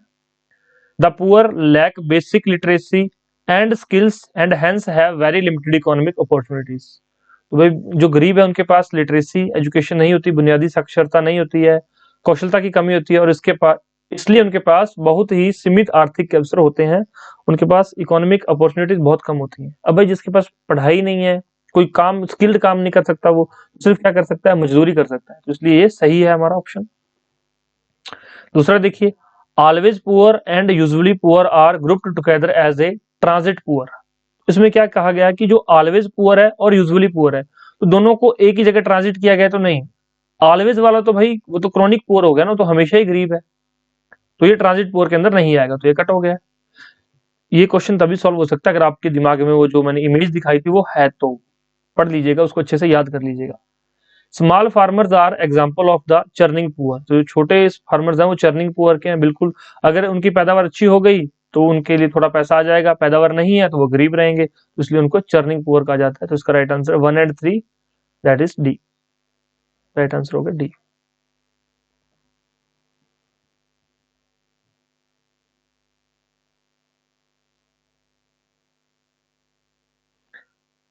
और शायद कुछ स्टूडेंट्स ऐसे भी हैं जो सिर्फ और सिर्फ क्वेश्चन प्रोग्राम के अंदर हैं, कि सिर्फ और सिर्फ क्वेश्चंस कर रहे हैं, वो लेक्चर पूरा नहीं देख पा रहे, क्योंकि उन्होंने सिर्फ और सिर्फ इस कोर्स के अंदर एनरोल किया कि ओनली क्वेश्चंस करने हैं। तो भाई अगर ओनली क्वेश्चंस करोगे तो फिर भी आप लोग जो है इसकी पीडीएफ्स हैं, पीडीएफ्स को परचेज कर लीजिएगा, पीडीएफ पढ़ने के बाद ही क्वेश्चन अटेम्प्ट कीजिए, या फिर क्वेश्चन अटेम्प्ट करने के बाद इसकी जो है पीडीएफ के अंदर आपको एक्सप्लेनेशन भी दी गई है और पूरा जो है चैप्टर भी दिया गया, तो वो पढ़ लीजिएगा। तो पीडीएफ जरूर पढ़ना, पीडीएफ में आपको बहुत चीजें मिलेंगी, तो आपके एग्जाम पॉइंट ऑफ व्यू से बहुत इंपॉर्टेंट है। Consider the following statement, social factor and income are the only reason for poverty. मैंने शायद आपको एक दिन बताया था कि ये ओनली बहुत खतरनाक चीज है। ये वही ओनली जिसने सर को हमें 1 करोड़ का नुकसान करा दिया था। उस दिन आपको एग्जाम्पल में मैंने बताया था, वाकई में मेरा 1 करोड़ का नुकसान नहीं हुआ है। ठीक है, कहीं सोचना कि सर पता नहीं कितने तकड़े हैं, कितने मतलब करोड़ों में खेलते हैं, ऐसा नहीं है कुछ भी। ठीक है, 1 करोड़ का नुकसान जो मैंने आपको एक एग्जाम्पल बताया था, उस एग्जाम्पल में 1 करोड़ का नुकसान हो गया था। Social factor and income are the only reason for poverty, ये ओनली नहीं है भाई, इसके अलावा भी कई रीजन है। तो पहला तो गलत हो गया, चलो ये तो हमने हटा दिया ऑप्शन, बोथ भी नहीं हो सकता। अब अगला देखते हैं next. When the number of poor is estimated as proportion of people below the poverty line, it is known as head count ratio। तो ये हमारा ठीक है, अभी हम ऊपर करके आए हैं तो उसमें राइट आंसर है बी। जब गरीबों की संख्या का अनुमान गरीबी रेखा से नीचे के लोगों के अनुपात के रूप में लगाया जाता है तो इसे हेड काउंट रेशियो या हेड काउंट अनुपात के रूप में कहा जाता है या जाना जाता है। तो राइट आंसर है बी। बिल्कुल इंपॉर्टेंट क्वेश्चन है, बहुत इंपॉर्टेंट क्वेश्चन है। ये डेफिनेशन सीधी सीधी पूछी जाती है, बच्चों ने डेफिनेशन पढ़ी नहीं होती, फिर वो इधर देखते हैं उधर देखते हैं और कोई उसको कुछ नहीं बताता, क्योंकि एग्जामिनर देखने ही नहीं देता।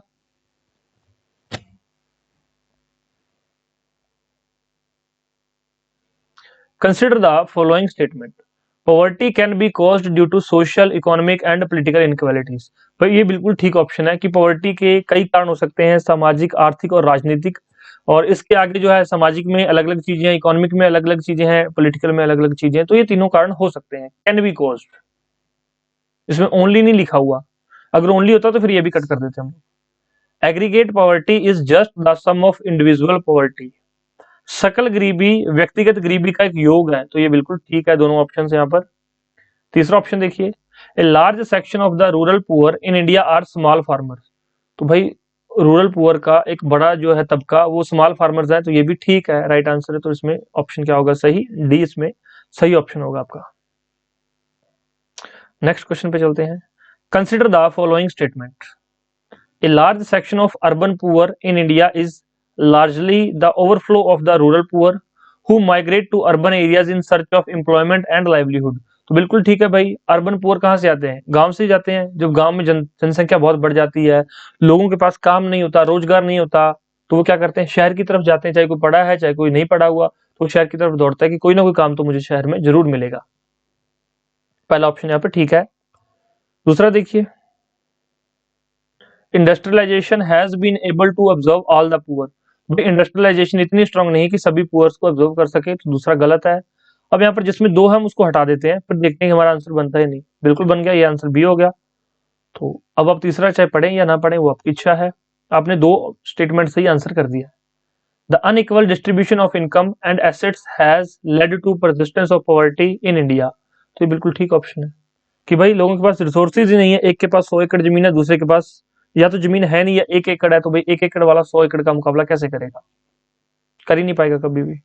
राइट आंसर है डी।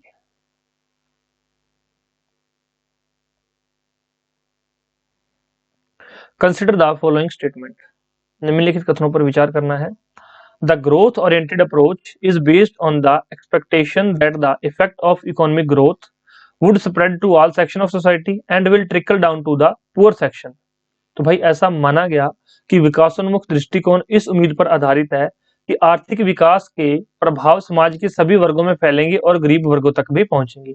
तो ये ऐसा माना गया था, उन्होंने माना था, तो ये बिल्कुल ठीक है हमारी ये स्टेटमेंट। स्वर्ण जयंती शहरी रोजगार योजना is a self employed programme. तो स्वर्ण जयंती शहरी रोजगार योजना एक स्वर रोजगार कार्यक्रम है कि भाई सेल्फ एम्प्लॉयमेंट के लिए एक कार्यक्रम योजना चलाई गई है। तो दूसरा भी ठीक है। पोषण अभियान aim at developing infrastructure and housing condition. भाई पोषण, पोषण क्या होता है, पोषण मतलब पालन पोषण, पोषण मतलब खाने के लिए।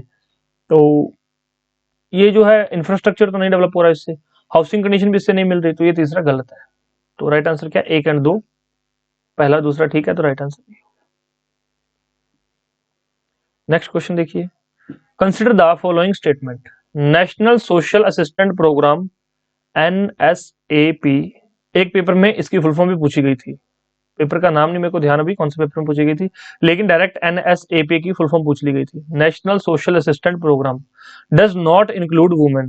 भाई ऐसा कहाँ लिखा हुआ, वुमेन्स को भी इंक्लूड किया गया था, तो ये गलत है हमारा।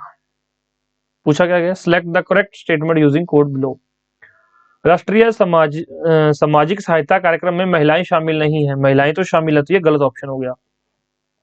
द अकाउंट होल्डर अंडर प्रधानमंत्री जन धन योजना is not entitled to accidental insurance, तो भाई ये दूसरा नहीं है, ये पूरा एक ही पॉइंट है।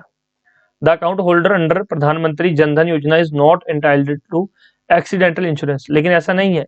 1 और 2 लाख का, 1 से लेकर 2 लाख रुपए तक का एक्सीडेंटल इंश्योरेंस दिया जाएगा, जिसका अकाउंट है किस स्कीम के अकॉर्डिंग, प्रधानमंत्री जन धन योजना के तहत जिसका अकाउंट है उसको 2 लाख तक का जो है एक्सीडेंट इंश्योरेंस दिया गया है। तो ये भी यहाँ पर गलत ऑप्शन हो गया।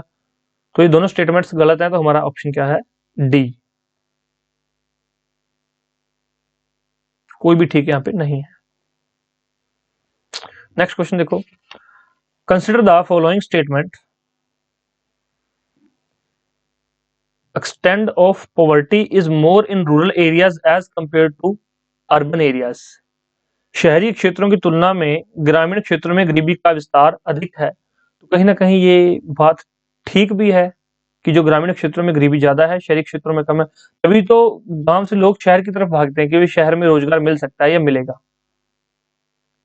Population explosion is one of the basic reason for wide spread poverty. भाई population explosion is one of the basic reason, एक रीजन ये भी है कि भाई गरीबी का एक ये कारण भी है कि बहुत ज्यादा पॉपुलेशन हो चुकी है, सरकार सबको रोजगार प्रोवाइड नहीं करवा पा रही। तो राइट आंसर इसका बोथ 1 और 2, दैट इज बोथ, ये सी हो गया। ये ऑप्शन थोड़े ऊपर नीचे भाग गए, मैं ठीक करके आपको प्रोवाइड करवा दूंगा पीडीएफ इसकी।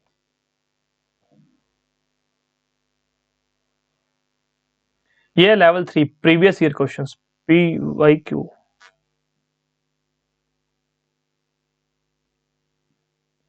इसमें क्या देखना है कि भाई एग्जामिनर की लैंग्वेज कैसी है, जो एग्जामिनर एग्जाम में पूछता है तो कैसी लैंग्वेज यूज करता है। Which of the following fixes the poverty line in India, तो भाई भारत में निम्नलिखित में से कौन भारत में गरीबी रेखा को फिक्स करता है, ठीक नहीं करता है, कौन डिसाइड करता है। सेंट्रल काउंसिल ऑफ मिनिस्टर ये नहीं करते, लोकसभा राज्यसभा नहीं करती, प्लानिंग कमीशन पहले करता था, अब कौन हो गया है, नीति आयोग करता है। Right answer D. ऊपर आप लोग जो अच्छे से इसको पढ़ के आए हो, डी सही उत्तर है इसका। Who conduct the periodical sample survey for estimating the poverty line in India, तो भाई गरीबी, भारत में गरीबी रेखा के आकलन के लिए आवधिक नमूना में सर्वेक्षण कौन करता है, तो भाई वो करता है NSSO। राइट आंसर क्या है, सी। अब उसका नाम क्या हो गया है, national statistical office, national statistical office.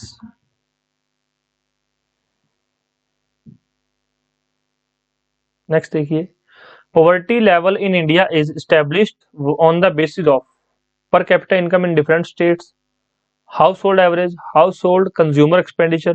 तो भाई भारत में गरीबी का स्तर निम्न के आधार पर स्थापित किया जाएगा, किसके आधार पर, घरेलू उपभोक्ता व्यय के आधार पर, हाउस होल्ड कंज्यूमर एक्सपेंडिचर। तो भारत में अगर देखना है कि गरीबी लेवल क्या है, तो हाउस होल्ड की कंज्यूमर एक्सपेंडिचर देखा जाता है कि भाई ये परिवार कितना खर्च करता है, इसकी खर्च करने की शक्ति कितनी है, तो ये सारी चीजें यूज में की जाती है। तो उसके बाद ये कुछ एक्सप्लेनेशंस हैं, आप लोग देख लीजिएगा एक्सप्लेनेशन सारी चीजों की।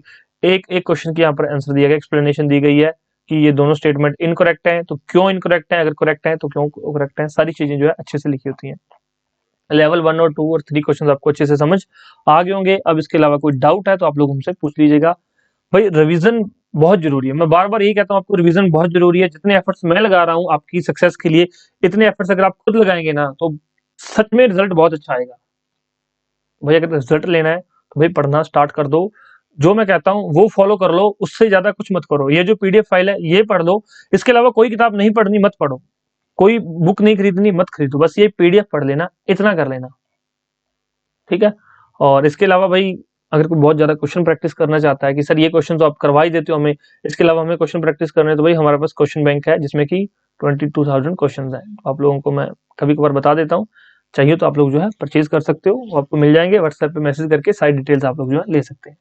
Thank you so much, take care, bye bye, God bless you. मिलते हैं नेक्स्ट लेक्चर में, धन्यवाद।